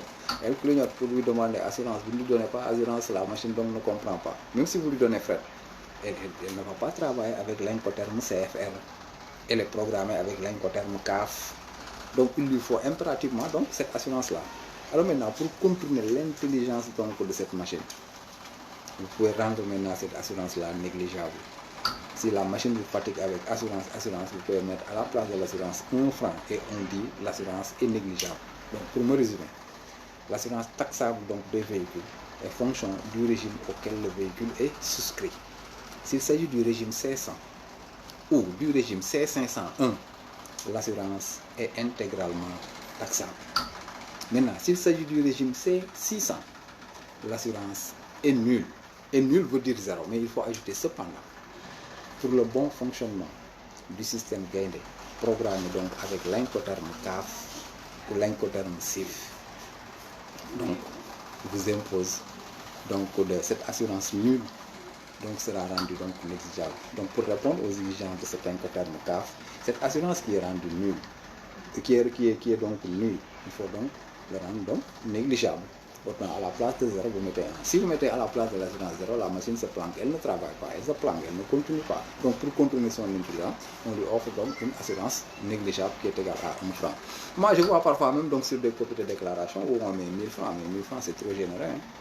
On peut même mettre 1 franc. Vous mettez 1 franc, la machine valide. Ok, donc l'assurance c'est ça.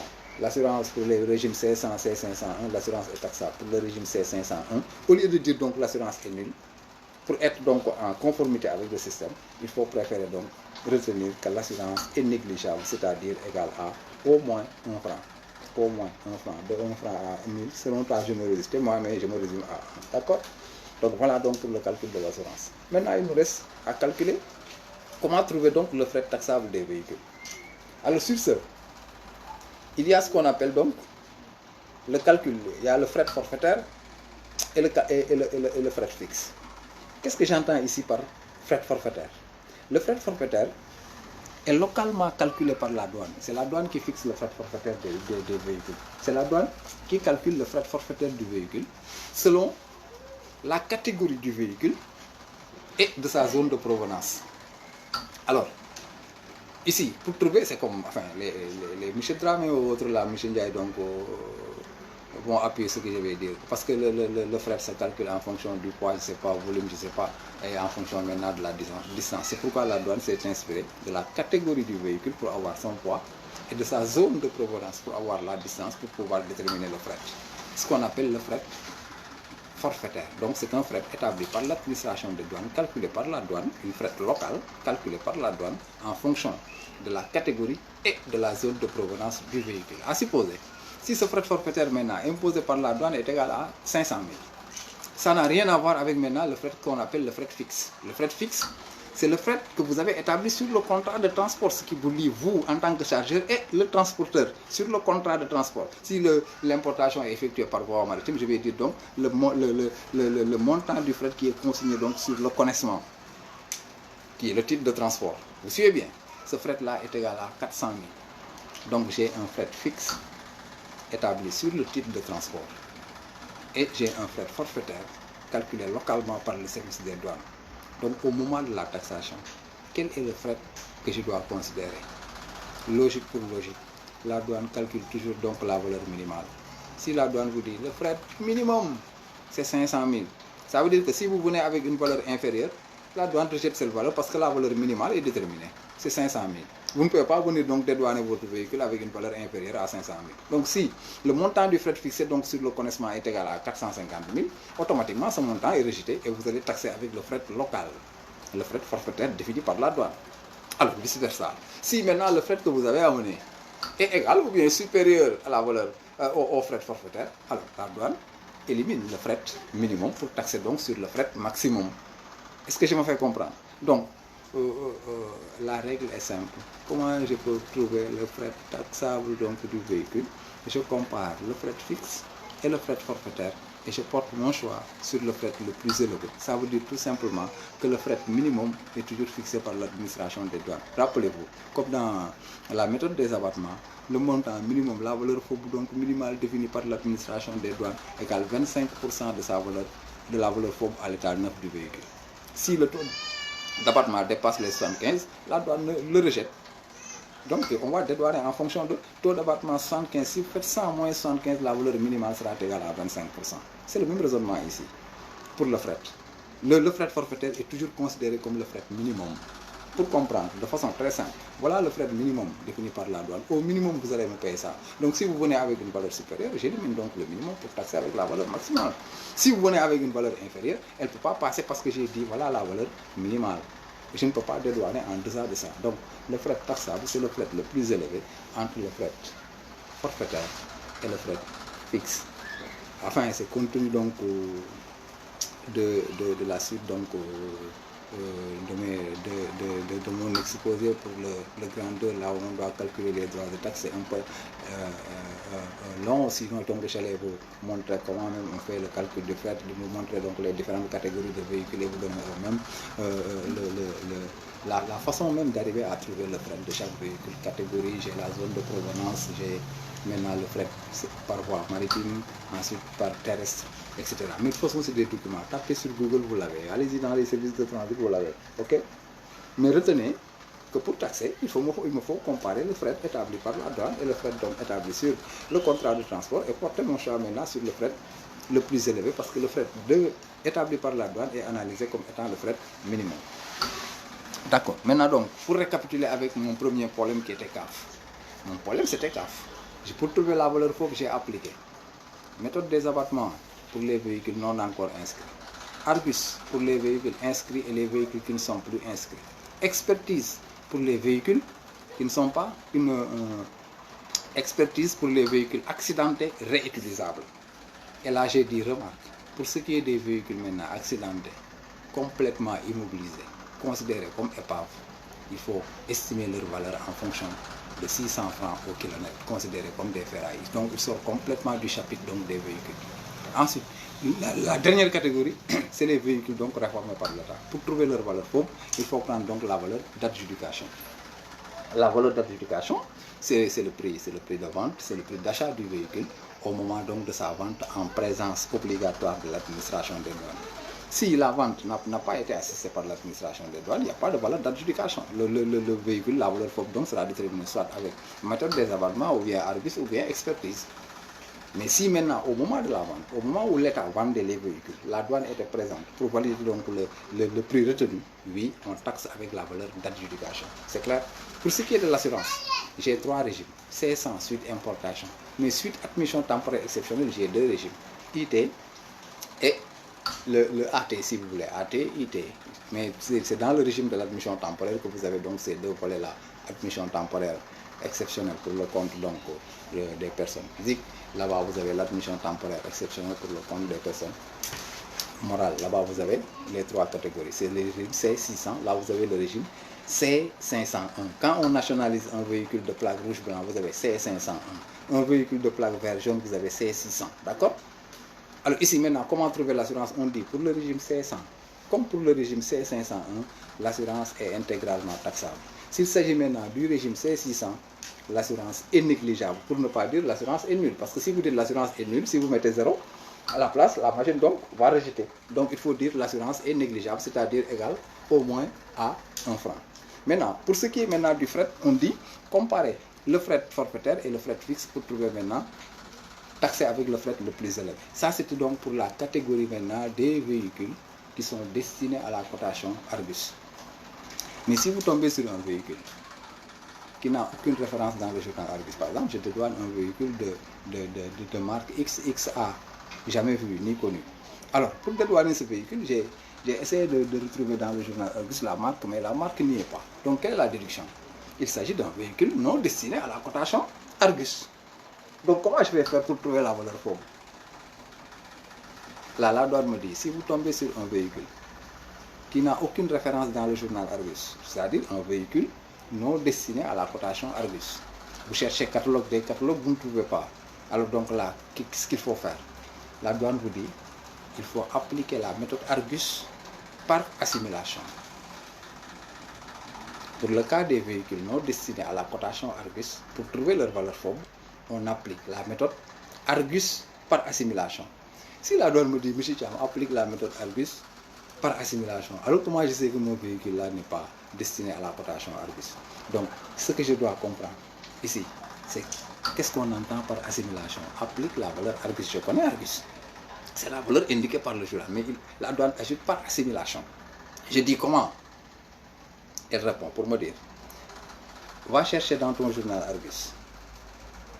Si tu arrives à trouver un véhicule qui a les mêmes caractéristiques techniques que votre véhicule a dédouané, Alors, vous lui conférez la valeur Argus par assimilation. C'est-à-dire, si vous dédouanez un véhicule, pour revenir sur les caractéristiques techniques, la catégorie de mon véhicule, c'est un véhicule de tourisme. On me dit type de véhicule, je dis 5 places. On me dit le nombre de portes, je dis 4.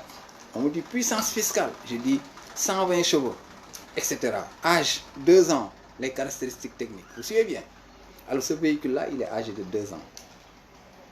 Mais malheureusement, il n'a aucune référence dans le journal Argus. Alors comment je vais faire?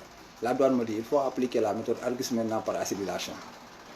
Je dis comment? Il me dit, va chercher dans le journal Argus un véhicule qui a les mêmes caractéristiques techniques que votre véhicule. Autrement dit, dans votre journal, si vous arrivez à trouver un véhicule, on dit catégorie tourisme, vous avez donc la même catégorie. Type 5 places, vous avez donc le même nombre de places. Vous suivez bien? On vous dit puissance fiscale, vous avez 120. Âge, vous avez 2 ans. Alors le véhicule qui est inscrit au journal Argus, alors si sa valeur est fixée à 7 millions, alors la douane vous dit, donc votre véhicule qui a les mêmes inscriptions, qui a les mêmes caractéristiques techniques que le véhicule ici qui est inscrit à 7 millions, s'il était destiné au journal Argus, il aurait la même valeur. Donc transférez-le la valeur de votre véhicule, du véhicule inscrit au journal par assimilation. Est-ce que je me fais comprendre? Si vous dédouanez un véhicule qui n'a aucune référence dans le journal Argus, communément appelé les véhicules non destinés à la cotation Argus, pour trouver leur valeur fausse, il faut appliquer la méthode Argus par assimilation. Qu'est-ce qu'on entend par méthode Argus par assimilation? Ça veut dire trouver dans le journal Argus, comme je l'ai dit, un véhicule qui a les mêmes caractéristiques techniques. Est-ce qu'ils ont le même âge? Oui. Est-ce qu'ils ont le même nombre de portes? Oui. Même catégorie? Oui. Même type? Oui. Même puissance fiscale? Oui. Alors donc, la valeur de ce véhicule est indiquée dans le journal. Alors je le transfère au véhicule donc non destiné. Alors j'ai appliqué la méthode Argus par assimilation. D'accord? Et si toutefois maintenant vous trouvez cette valeur fausse, n'oubliez pas d'appliquer les 20%. La valeur Argus n'est pas considérée comme valeur fausse, mais retenez que c'est 80% de cette valeur Argus indiquée par le journal qui sera considérée comme étant la valeur fausse taxable. D'accord? Donc là-bas, pour les véhicules donc non encore inscrits dans le journal, qui ne sont pas destinés à la cotation Argus, vous devez appliquer la méthode Argus par assimilation. Mais là, c'était une possibilité. La douane vous m'a demandé d'aller chercher. Si j'arrive à trouver un véhicule dans le journal Argus, j'ai fait l'assimilation. Mais j'ai cherché, je n'ai pas trouvé. Qu'est-ce que je vais faire? Le problème demeure entier. La douane m'a dit, applique la méthode Argus par assimilation. Va chercher dans le journal. Si tu arrives à trouver un véhicule qui a les mêmes caractéristiques, confère-lui donc la valeur par assimilation et fais voir le dédouanement. Là, aucun problème ne se pose. J'ai trouvé la valeur, j'ai transposé, j'ai appliqué les 80%. Mais ici, pour le deuxième cas, mais malheureusement, j'ai cherché, je n'ai pas trouvé. Alors, comment on fait? Alors, la douane dit, qui peut le plus, peut le moins. Si l'expert arrive à dédouaner, à trouver donc, à déterminer la valeur fausse d'un véhicule accidenté, il doit être en mesure de me déterminer la valeur donc d'un véhicule donc qui est en bon état. Donc, ça veut dire quoi? L'administration des douanes vous demande donc d'aller faire recours à l'expert. Il va expertiser et vous revenez me soumettre donc la valeur pour que j'effectue donc la contre-expertise. Donc, je dis, pour ce qui est des véhicules non destinés à la cotation Argus, on applique la méthode Argus par assimilation au cas où c'est possible. Si j'arrive à trouver un véhicule dans le journal Argus qui a les mêmes caractéristiques techniques de mon véhicule non destiné, je lui confère sa valeur Argus par assimilation et j'applique les 80% pour trouver la valeur fausse de mon véhicule non destiné. Deuxième cas, j'ai cherché, je n'ai pas trouvé. Alors le problème demeure entier. La douane vous suggère d'aller encore prendre attache à votre expert. Il établit sur le rapport d'expertise la valeur donc de votre véhicule non destiné. Vous soumettez le rapport à la douane pour effectuer la valeur, pour effectuer donc la contre-expertise douanière. Donc pour me résumer, donc pour les valeurs FOB, vous avez ces méthodes-là. Expertise, abattement, Argus et la valeur d'adjudication. Assurance FOB, assurance c'est par rapport au régime. Le fret, le taxé sur le fret le plus élevé. Donc grosso modo, voilà comment on trouve la valeur CAF des véhicules d'occasion ou des véhicules donc usagés. Maintenant, si nous devons nous intéresser maintenant au calcul des droits et taxes, quel est le montant des droits et taxes que le véhicule doit payer? Ce qui intéresse donc en général les importateurs, les auditeurs, ce qui les intéresse, c'est comment trouver maintenant le montant des droits et taxes? Alors, sur ce volet-là, le montant des droits et taxes, il faut revenir encore sur les régimes. Parce que le calcul des droits et taxes varie en fonction du régime demandé. Est-ce que c'est du C100? Est-ce que c'est du C501? Est-ce que c'est du C502?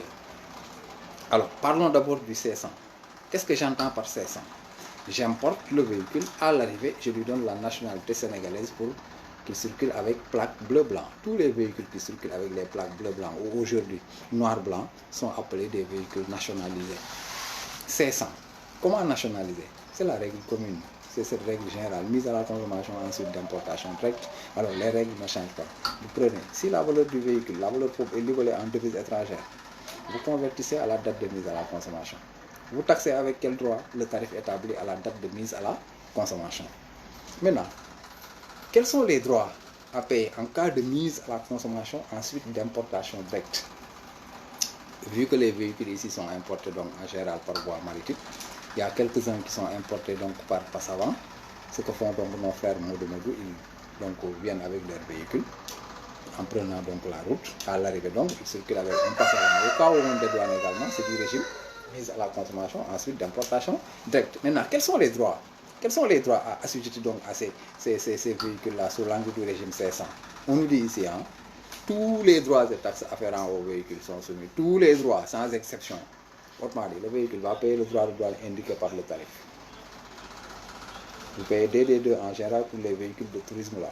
DD2. Vous allez payer RS. Vous allez payer le droit d'enregistrement. Alors, pour votre gouvernement, le BIC ne s'applique pas aux véhicules. Si vous voulez donc prenez la note circulaire du 29 mars 2013, vous verrez que donc les véhicules donc sont exemptés. D'accord? Parce que pour la bonne et simple raison que donc le BIC ici, c'est comme le droit. Une fois, je pense que M. Mbakeke vous en a parlé parce que lorsqu'il parlait de. C'est donc une taxe d'égalisation déguisée, quoi. Oui, la taxe d'égalisation instaurée par Abdoulaye Wade a été maquillée donc par Macky Sall sous l'appellation donc du BIC. C'est le droit avec le même taux, hein, avec donc les mêmes orientations. Donc, pour les véhicules, on ne liquide pas le BIC. Donc, quels sont les droits? Je paye le droit de douane, je paye la redevance statistique, je paye également le droit d'enregistrement, je paye une nouvelle taxe qu'on appelle le droit d'accise, je paye également la TVA, je paye le PCS, je paye le PCC et je paye le COSEC. Donc c'est tous les droits et taxes afférents aux véhicules. Si vous dédouanez sous l'angle du régime C100, mise à la consommation ensuite d'importation directe, vous devez taxer avec tous les droits et taxes établis par le tarif des douanes, à savoir droit de douane, RS, droit d'enregistrement, AC, TVA, PCS, PCC et COSEC. Parce qu'en général, les importations de véhicules sont effectuées par voie maritime et le COSEC est défini comme une prestation de service maritime, donc il faut payer le COSEC, d'accord? Mais si vous dédouanez nous maintenant suite pour une mise à la consommation, suite Passavant, là il n'y a pas de COSEC parce que l'importation n'a pas été effectuée par voie maritime. C'est le monsieur là qui a pris son véhicule de l'Italie donc au Sénégal, il a circulé avec son véhicule. Donc là je ne peux pas faire le COSEC, on met tous les droits sauf le COSEC. Voilà la différence. Je dédouane un véhicule qui est venu donc sous le régime du Passavant, il n'y aura pas de COSEC parce qu'il est venu par voie terrestre. Mais le véhicule qui est venu par voie maritime est tenu de payer la prestation de service maritime appelée communément le COSEC, le Conseil sénégalais des chargeurs. Donc pour le régime C100, je dis bien tous les droits et taxes, sans exception. Tout droit relatif donc au véhicule, assujetti au véhicule, donc sera intégralement donc perçu. D'accord? Maintenant, pour ce qui est donc des régimes C101 ou C500 ou C600, les véhicules donc qui circulaient avec les plaques rouge-blanc d'une part et vert-jaune d'autre part, s'ils désirent maintenant être nationalisés, là on parle respectivement de C501 et C600. Là, on nous dit automatiquement, le calcul des droits et taxes des véhicules qui ont été préalablement souscrits en ATE est fonction donc de la catégorie à laquelle appartient le bénéficiaire. Autrement dit donc, le bénéficiaire, donc le véhicule donc est destiné à qui? La taxation des véhicules. Ou bien le calcul des droits et taxes donc des véhicules préalablement souscrits en ATE, admission temporaire exceptionnelle, est fonction de la catégorie à laquelle appartient le bénéficiaire. qui est le bénéficiaire de l'ATE? Une ONG. Autrement dit, c'était le régime C520. S600 pendant qu'il circulait avec plaque vert jaune. Alors au moment de sa nationalisation, c'est le régime C600. Maintenant, pour le véhicule qui circulait avec plaque rouge blanc, au moment de sa nationalisation, on fait donc le régime C501. Donc, qui est le bénéficiaire du régime C101? Donc là, on dit toute personne physique ou morale autorisée par le service des douanes, donc le ministre de l'économie du Sénégal. Toute personne. Dès l'instant que vous avez l'autorisation, vous circulez donc avec les véhicules de plaque rouge blanc. Mais si vous êtes autorisé à importer en ATE pour le compte d'une ONG, d'un organisme international ou bien d'un corps diplomatique, là on parle de IT pour les distinguer, on met le régime S600 et au moment de la nationalisation, on met le régime C600. Donc dans ce lot-là, pourquoi on dit donc de se référer donc aux bénéficiaires? Alors qui importe en ATE pour le compte donc des véhicules rouges blancs? Ce que je disais, c'était les touristes, en tout cas les particuliers, les personnes autorisées par l'administration des douanes, donc pour amasser donc l'ensemble des personnes qui peuvent avoir l'autorisation. La souscription donc d'un produit en ATE, je l'ai dit, il vous faut impérativement donc l'autorisation. Donc si vous êtes autorisé, oui, vous êtes admis maintenant à circuler avec ce véhicule de plaque rouge blanc. Mais la source, le régime était ouvert aux touristes. Et ces assistants qui nous venaient donc de l'extérieur là pour dispenser les cours à l'université, je ne sais pas moi, dans les lycées et autres. C'est après maintenant que les autres corps là se sont intéressés au régime et d'autres personnes. Vous voyez même des fois des particuliers sénégalais qui circulent donc avec des TT. Vous suivez bien.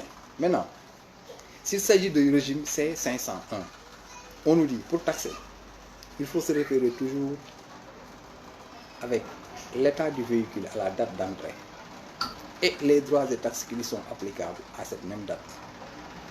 Pourquoi? M. Cham a importé un véhicule en admission temporaire exceptionnelle, donc il circule avec un véhicule de plaque rouge-blanc. Le véhicule là ne circule donc pour l'intérêt, donc pas pour l'intérêt de l'État, il circule pour le compte de M. Cham. D'accord? Alors, si la douane nous disait, M. Cham, le véhicule arrive le 1er janvier 2018, vous êtes autorisé à circuler avec le véhicule pendant un an, donc en 2019, donc je dois donc réexporter le véhicule. Parce que la vocation réelle, c'est la réexportation. Alors maintenant, si j'ai l'autorisation à la fin du délai pour verser ce véhicule-là à la consommation, et la douane me dit, M. Cham, on va taxer en tenant compte de l'état de votre véhicule à la date de mise à la consommation. Ça sera donc une double faveur pour moi. Parce que je vais attendre jusqu'à quelques jours donc, pour faire, aller donc heurter, je ne sais pas moi, un arbre, en tout cas causer un accident, quoi, pour dédommager pour endommager mon véhicule, là, pour dire que alors, mon véhicule n'est plus donc dans un état normal, il est à l'état accidenté. Donc c'est pour minorer donc, le montant donc, des droits et taxes à payer. C'est pourquoi la douane dit, du fait que donc, vous avez importé le véhicule le 1er janvier, pour votre propre compte, pour votre propre intérêt, alors que le 1er janvier, je ne sais pas, le véhicule il est neuf, il est âgé d'1 an, il est âgé de 7 ans, il est âgé de 40 ans, je ne sais pas moi, quel est l'âge du véhicule donc à la date d'importation, si on considère que donc la date d'importation maintenant pour certaines catégories de véhicules est limitée à 8 ans, mais pas tous les véhicules quand même. Et si on se réfère donc à ces 8 ans-là, si on dit 8 ans, alors vous avez importé un véhicule âgé de 1 an, le 1er janvier, vous êtes autorisé à circuler avec ce véhicule en admission temporaire, donc avec la suspension des droits et taxes, pendant 1 an. Après ces 1 an, si vous versez à la consommation, le véhicule n'est plus âgé d'1 an, il est âgé de 2 ans. La question, c'est le moment toujours en douane. Est-ce qu'on va dédouaner un véhicule âgé de 2 ans ou est-ce que je vais dédouaner un véhicule âgé d'1 an? C'est pourquoi on parle date d'entrée et date de sortie. La date à laquelle le véhicule a fait son entrée en admission temporaire exceptionnelle et la date à laquelle il fait sa sortie pour donc déclarer à la consommation. Donc il y a un véhicule âgé d'1 an et un véhicule âgé de 2 ans. Sur quel état je vais taxer? Est-ce que l'état du véhicule âgé d'1 an ou bien l'état du véhicule âgé de 2 ans? La douane vous dit ipso facto dédouaner en tenant compte de l'état du véhicule donc à l'entrée s'il s'agit du régime C501. Parce que le S520, véhicule qui circulait avec plaque rouge-blanc S520, est apuré et nationalisé par le régime C501. D'accord? Au moment donc de cette nationalisation, il faut prendre l'état du véhicule et les valeurs et les droits et taxes qui lui sont applicables à la date d'entrée en ATE. Et la douane ne se limite pas là. Elle ajoute le montant sera majoré d'un intérêt de retard si le montant des droits et taxes n'a pas été consigné.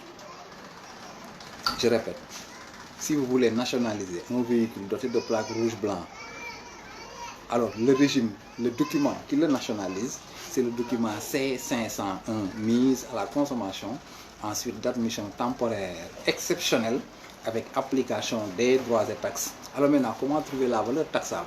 Comment trouver les droits? La douane vous dit, il faut tenir compte de l'état du véhicule, donc de sa valeur. Quand est-ce? À sa date d'entrée. Tenez également compte de ces droits qui lui sont applicables. Quand est-ce? À la même date d'entrée.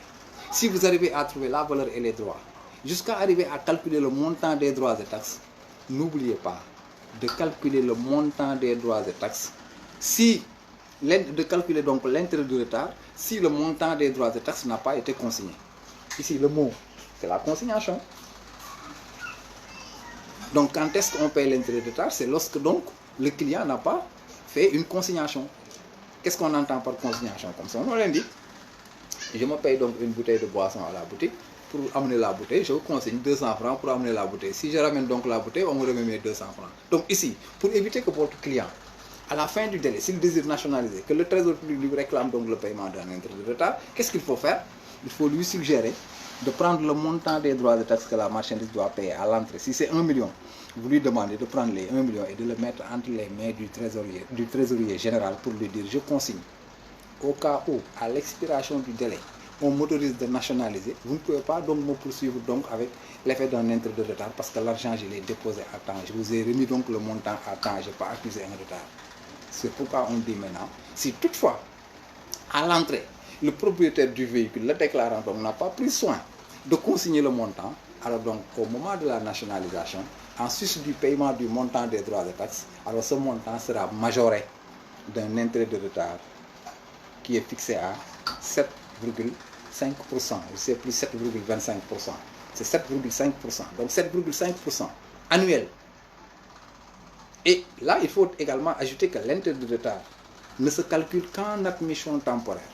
À chaque fois que vous travaillez sous l'angle du régime de l'admission temporaire, quelle que soit la nature de l'admission temporaire, sauf le régime C600 qu'on va voir tout de suite, et il faut calculer. Sous l'angle de n'importe quel régime, si le montant des droits et taxes n'est pas consigné en admission temporaire, il faut toujours donc majorer le montant des droits et taxes par un intérêt de retard, que ce soit en ATS, que ce soit en ATN, comme s'il s'agit de l'ATE première catégorie.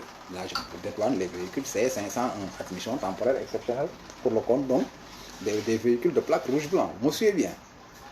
Donc là, si le montant n'a pas été consigné, le montant des droits n'a pas été consigné à l'endroit du trésor public, au moment du paiement, à la fin, au moment de la nationalisation, ce montant sera majoré d'un intérêt de retard de 7,5%. Mais là également, il faut dire que l'intérêt de retard ne se calcule qu'en admission temporaire pour la période effectivement passée sous le régime. Donc si le véhicule, après l'admission temporaire, passe en entrepôt de stockage et fait là-bas 2 ans, la durée d'entrepôt de stockage n'affecte en rien le calcul de l'intérêt de retard. Parce qu'on a été clair, l'intérêt de retard ne se calcule qu'en admission temporaire, exclusivement réservé au régime de l'admission temporaire. Donc il faut considérer tout simplement la durée effectivement passée sous le régime de l'admission temporaire. Alors, sur quelle base? On dit, pour trouver le montant de l'intérêt de retard, il faut prendre le montant des droits et taxes qui a été souscrit, multiplié par les 7,25%. Comme c'est un taux annuel, il faut le diviser par 12 pour connaître donc quelle est la valeur affectée donc mensuellement. Quel est le pourcentage que vous devez payer par mois. Si vous prenez 7,25 divisé par les 12 mois, ça vous affecte tout de suite donc la mensualité. Et vous le tout, vous le multipliez par la durée effectivement passée sous le régime pour avoir le montant de l'intérêt de retard. Donc je me répète, IR égale montant des droits et taxes multiplié par 7,25%, je sais plus, 25%, je sais plus, c'est 5%, 7,5% divisé par 12, maintenant le tout multiplié par la durée. Il suffit de taper sur Google. C'est pourquoi moi les taux là, je dis, il suffit de taper donc sur Google, vous avez les taux. Il suffit de taper donc sur le système Gaïno, vous avez les taux. Mais ici, c'est ce qui est l'essentiel, c'est de comprendre sur quelle base je vais liquider, à quel moment je vais liquider, sur quelle valeur je vais liquider. Le taux vous demande, si vous mettez la valeur donc au niveau donc de la machine, le taux s'affiche. Donc je sais plus si c'est 7,5 ou 7,25, mais je crois bien que c'est 7,5%. Parce que si on divise par 2, on trouve généralement les 3,25, je sais plus, 3,75. Mais c'est 7,5 divisé par 12, le tout multiplié par la durée. Vous avez donc le montant de l'intérêt de retard. Donc je récapitule. Pour le régime C501, vous prenez l'état du véhicule et les droits qui lui sont applicables à la date d'entrée en ATE, majoré de l'intérêt de retard. À quelles conditions? Si le montant des droits et taxes n'a pas été consigné à l'entrée. Si le montant maintenant est consigné, il n'y aura plus de calcul de l'intérêt de retard parce que le trésorier général ne peut pas imposer donc à votre client le paiement d'un intérêt de retard parce qu'il a déposé le montant à temps. Vous suivez bien? Maintenant, s'agissant du régime C600,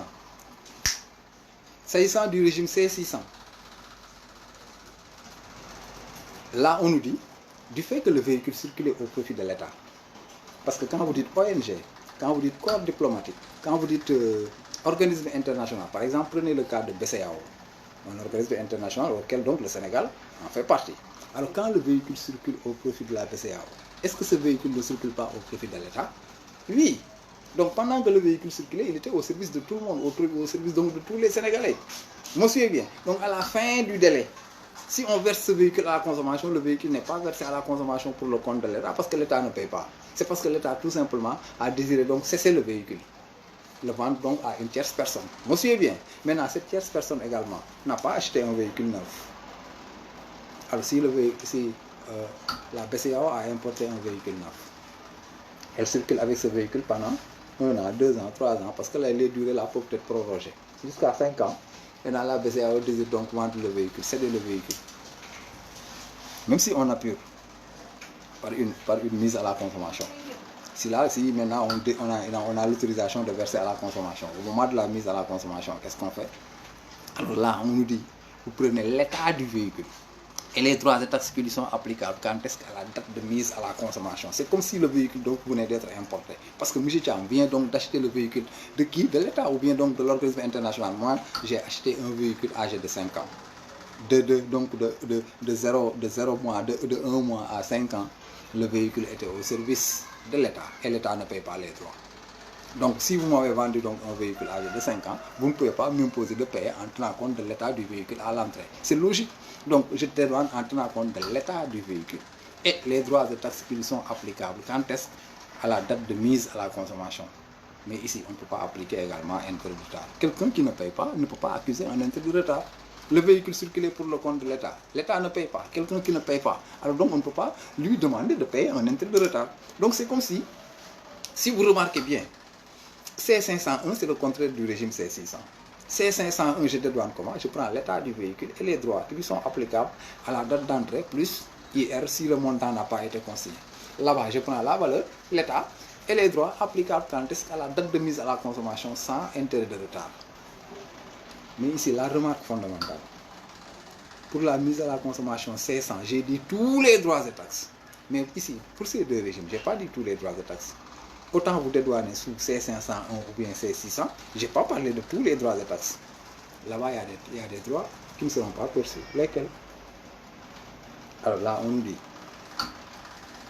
le COSEC, le PCS et le PCC sont incompatibles au régime C101 et au régime C600. Personne ne peut dédouaner sous l'angle du régime C501 et vouloir mettre le PCS, le PCC et le COSEC. Personne également ne peut dédouaner sous l'angle du régime C600 et vouloir mettre le COSEC, le PCS et le PCC. Pourquoi? Alors déjà le COSEC, c'est facile à expliquer. On dit que le COSEC est une prestation de service maritime. Frappe n'importe quel produit importé par voie maritime. Le COSEC n'attend même pas à ce que le véhicule soit versé à la consommation ou bien en transit. Non, le COSEC est formel. Vous avez importé par voie maritime. Payez-moi donc mon COSEC, sauf si la marchandise donc est souscrite donc en transit à destination d'un autre pays. Mais si le produit est destiné au Sénégal, il faut payer le COSEC. D'accord? Donc c'est une prestation de service maritime. Et il ajoute, on ne me suspend jamais. Donc le COSEC ne se suspend jamais. Ça veut dire quoi? Il est toujours perçu au comptant et sur la première déclaration. Ici, quelle était la première déclaration? C'était le S520 pour les véhicules de plaque rouge-blanc ou bien le S 600 pour les véhicules de plaque vert jaune. À la date d'entrée, voilà donc les immatriculations rouge, blanc et vert jaune.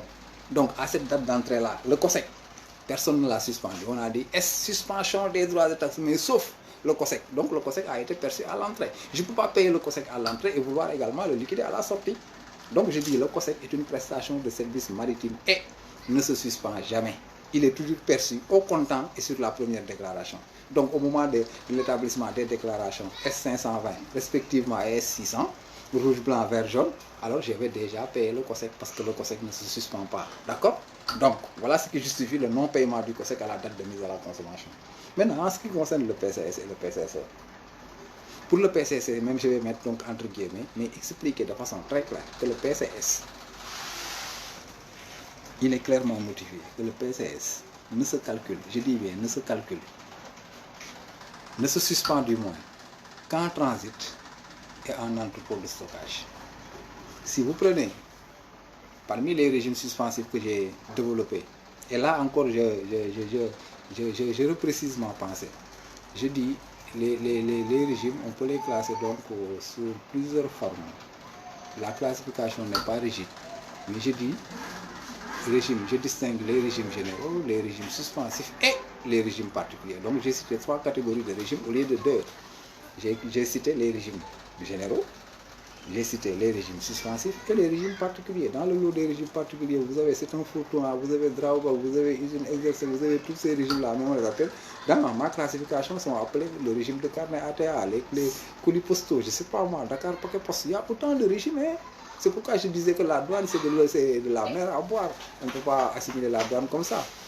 Donc, bref, c'était pour dire tout simplement, donc, pour revenir donc sur la taxation ici, les régimes, le C100, le C500 et le C600. Le C600, là-bas, pour le PCS, il ne se suspend qu'en transit et en entrepôt de stockage. Pourquoi le PCS se suspend en transit et en entrepôt de stockage? Dans le lot donc des régimes suspensifs, moi j'ai repéré les régimes suspensifs à l'import, où par exemple le PCS est dû, parce qu'à l'export il n'est pas dû. Quels sont les régimes donc suspensifs admis ici à l'import? Dans le cadre des régimes suspensifs, dans le cadre général, je parle donc du transit, je parle donc des admissions temporaires, je parle donc des entrepôts de douane. Mais on peut ajouter la zone franche industrielle, on peut ajouter carnet ATA, c'est des régimes particuliers. D'accord? Mais si on revient maintenant sur les régimes suspensifs les plus usités, à savoir transit, admission temporaire et les entrepôts de douane, là on nous dit le PCS ne se suspend qu'en transit et en entrepôt de stockage. Donc ici, dans le lot des régimes suspensifs, vous avez transit où on distingue 2 transits. Transit ordinaire et transit international. Transit national et international. Alors si vous venez donc au niveau donc des entrepôts, il y a l'entrepôt de stockage et l'entrepôt industriel. Si vous venez au niveau donc des admissions, on a l'admission temporaire normale ou perfectionnement actif, on a l'admission temporaire exceptionnelle et on a l'admission temporaire spéciale. Voilà le lot donc des régimes suspensifs. Alors, dans ce lot-là, le PCS dit, moi, on ne me suspend qu'en transit et en entrepôt de stockage. Mais essayons de comprendre le pourquoi. Si vous lisez la note, où par exemple est consigné que le PCS ne se suspend qu'en transit, il est clairement établi que là-bas, mise à la consommation ne traduit pas la nationalisation. On dit qu'il faut payer le PCS si donc la marchandise est mise à la disposition du bénéficiaire. Là-bas, mise à la consommation n'est pas définie comme régime, mais c'est défini comme étant mettre la marchandise à la disposition maintenant de son utilisateur pour pouvoir le consommer. Consommer, c'est-à-dire l'utiliser. Pas consommer dans le sens de nationaliser, mais le consommer dans le sens de l'utiliser. Alors, si vous prenez transit, là, on paie le PCS, on le suspend.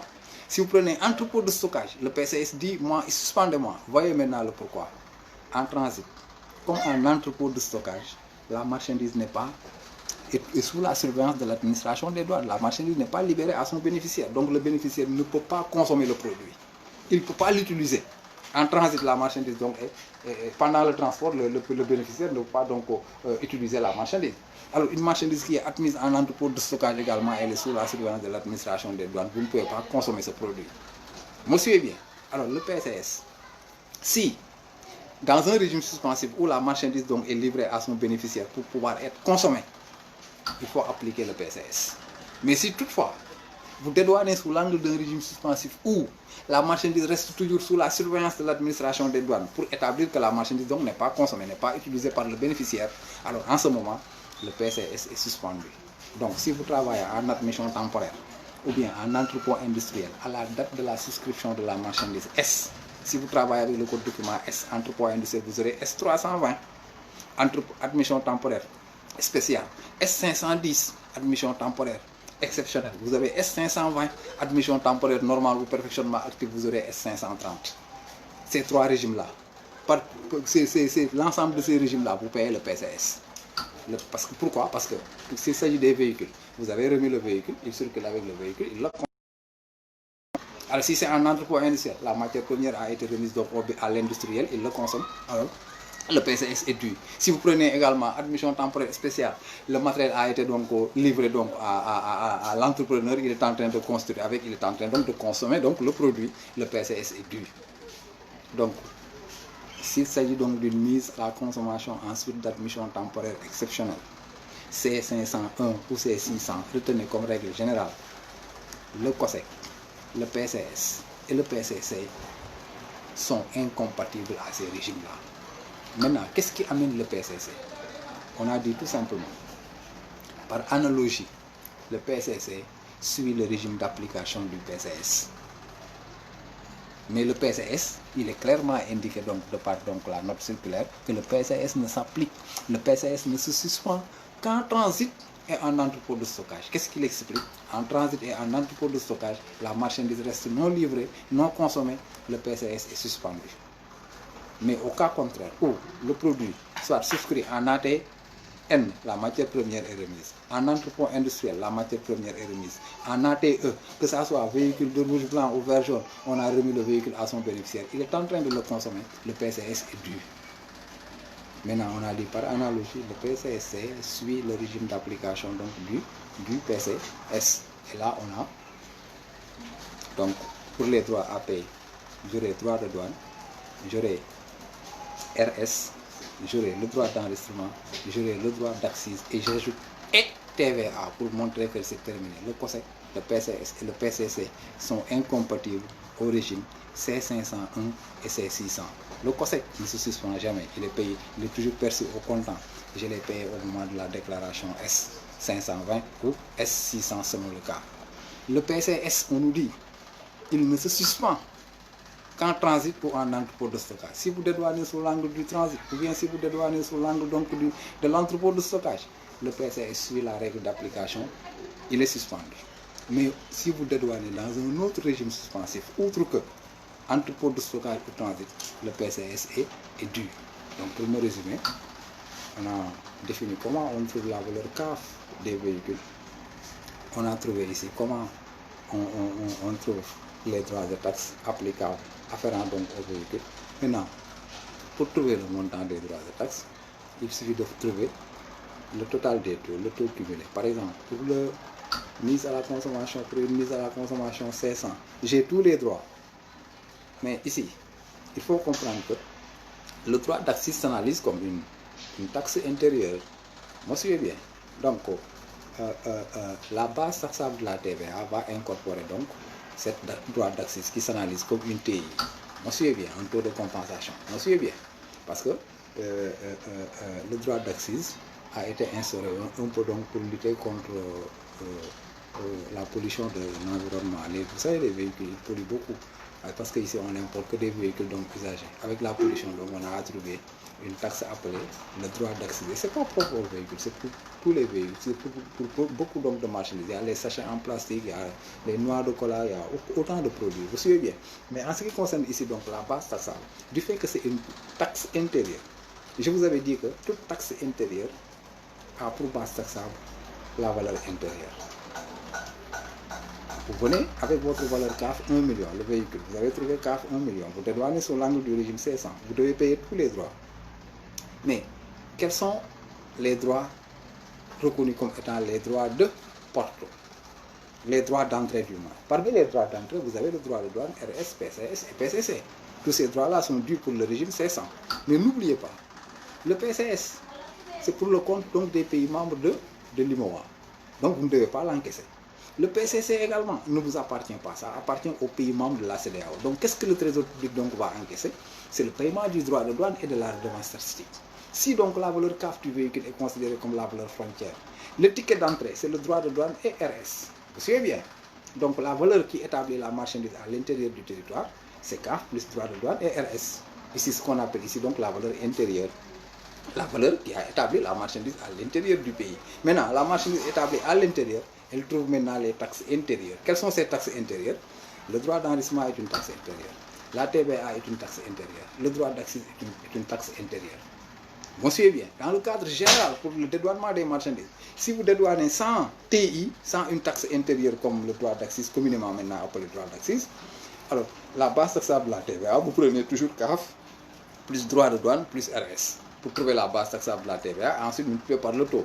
Mais au cas où vous tombez sur un produit qui est soumis à une taxe de consommation intérieure, actuellement communément appelé le droit d'accise, la base taxable de la TVA sera majorée du montant de ce droit d'accise. Donc ici, pour faire le cumul des taux, qu'est-ce que je fais?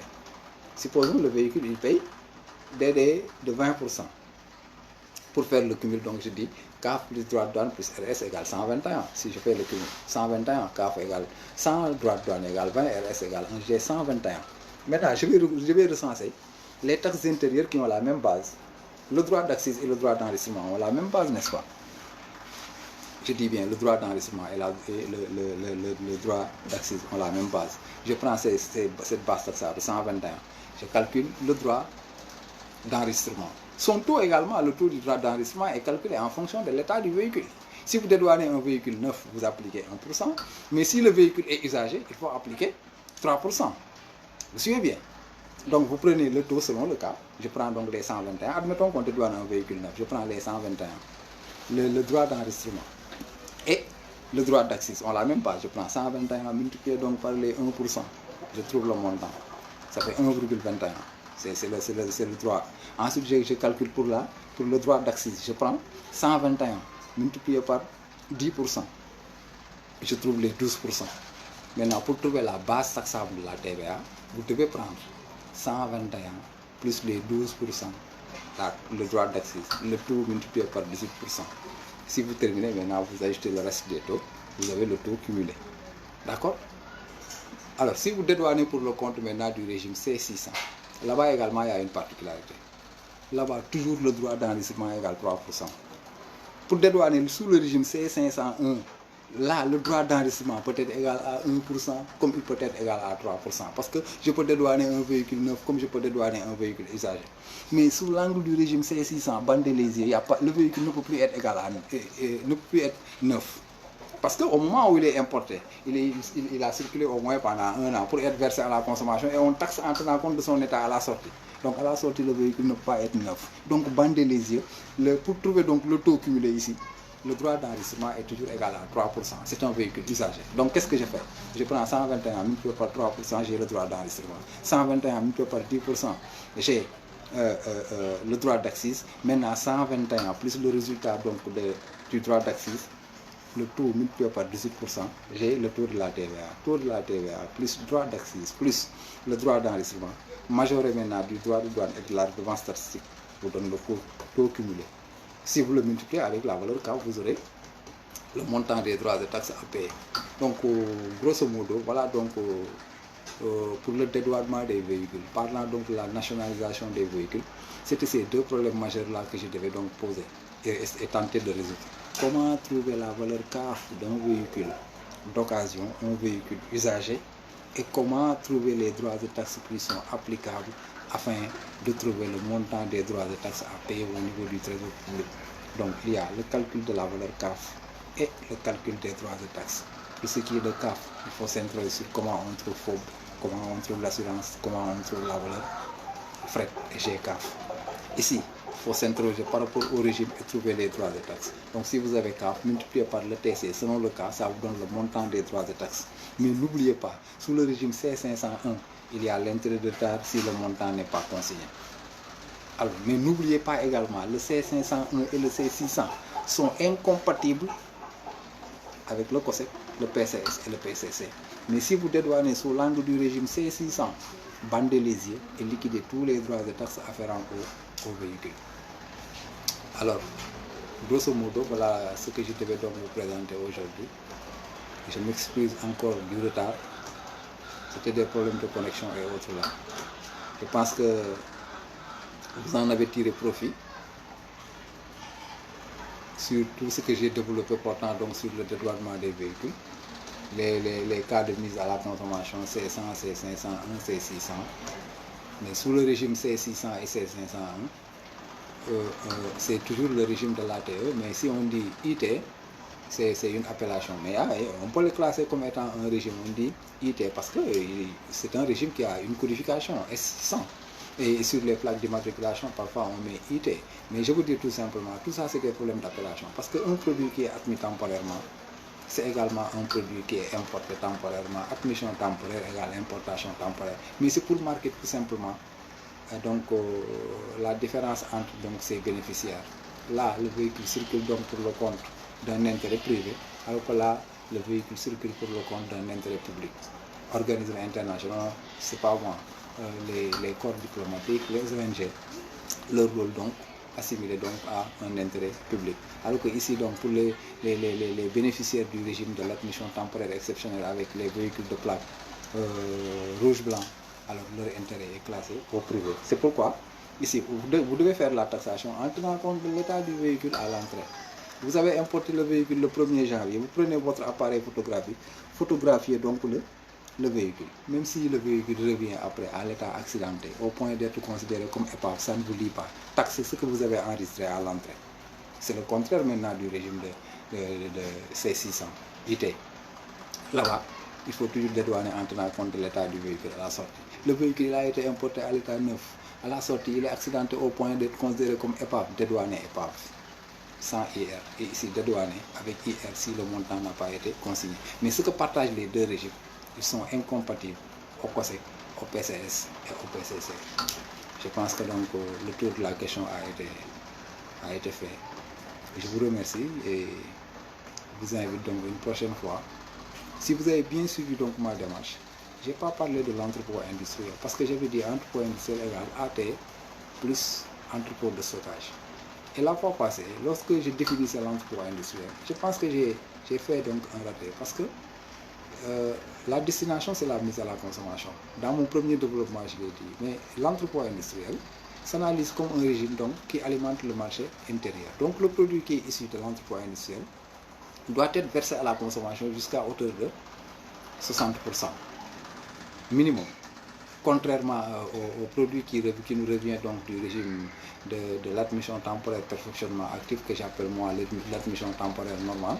Là-bas, pour ce perfectionnement actif-là, c'est un régime qui alimente le marché extérieur. Tout produit admis temporairement doit être réexporté. C'est pourquoi là-bas, vous avez une obligation de réexporter, réexportation de 90, et là, on a une obligation de verser à la consommation de 60%. L'intervalle, donc, c'est de 60 à 100. Là-bas, l'obligation de réexportation, c'est de 90 à 100.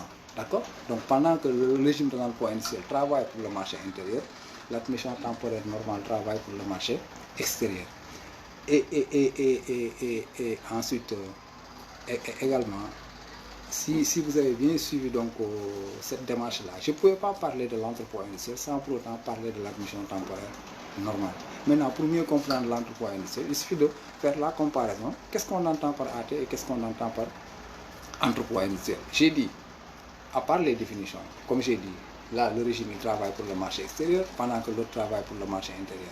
Mais au niveau donc du champ d'application, vous avez le même champ d'application, même personne autorisée et les marchandises qui sont autorisées, parce que vous avez les mêmes types d'opérations donc à effectuer. Maintenant, en ce qui concerne les conditions de séjour, première condition, les conditions d'entrée identiques, c'est avec le principe de l'accueil à cochon. Mais attention, au niveau donc des séjours, séjour, admission temporaire, j'ai dit, là-bas, la règle générale, il n'y a pas de cession, exception faite aux emballages. Contrairement en entrepôt industriel, oui, il y a possibilité de céder. L'industriel peut céder son produit semi-fini à un autre industriel de la place pour assurer un complément de main-d'œuvre. Donc il y a une autre différence. Une troisième différence également, au niveau donc du calcul des droits et taxes, ici, en entrepôt industriel, la forme est toujours directe. On taxe toujours avec la valeur et les droits à la date d'entrée. Je dis la valeur de la matière première et les droits et taxes afférents à cette matière première quand est-ce qu'à la date d'entrée en entrepôt industriel. Mais la quantité taxable peut être définie à l'entrée ou bien à la sortie. Voilà encore une autre différence par rapport à ATN. Parce que ATN, on nous dit, la quantité taxable est toujours définie à l'entrée. Parce que ici, si vous avez défini la quantité à l'entrée, ça fait 95, même si le produit passe en entrepôt de stockage et fait là-bas 20 ans,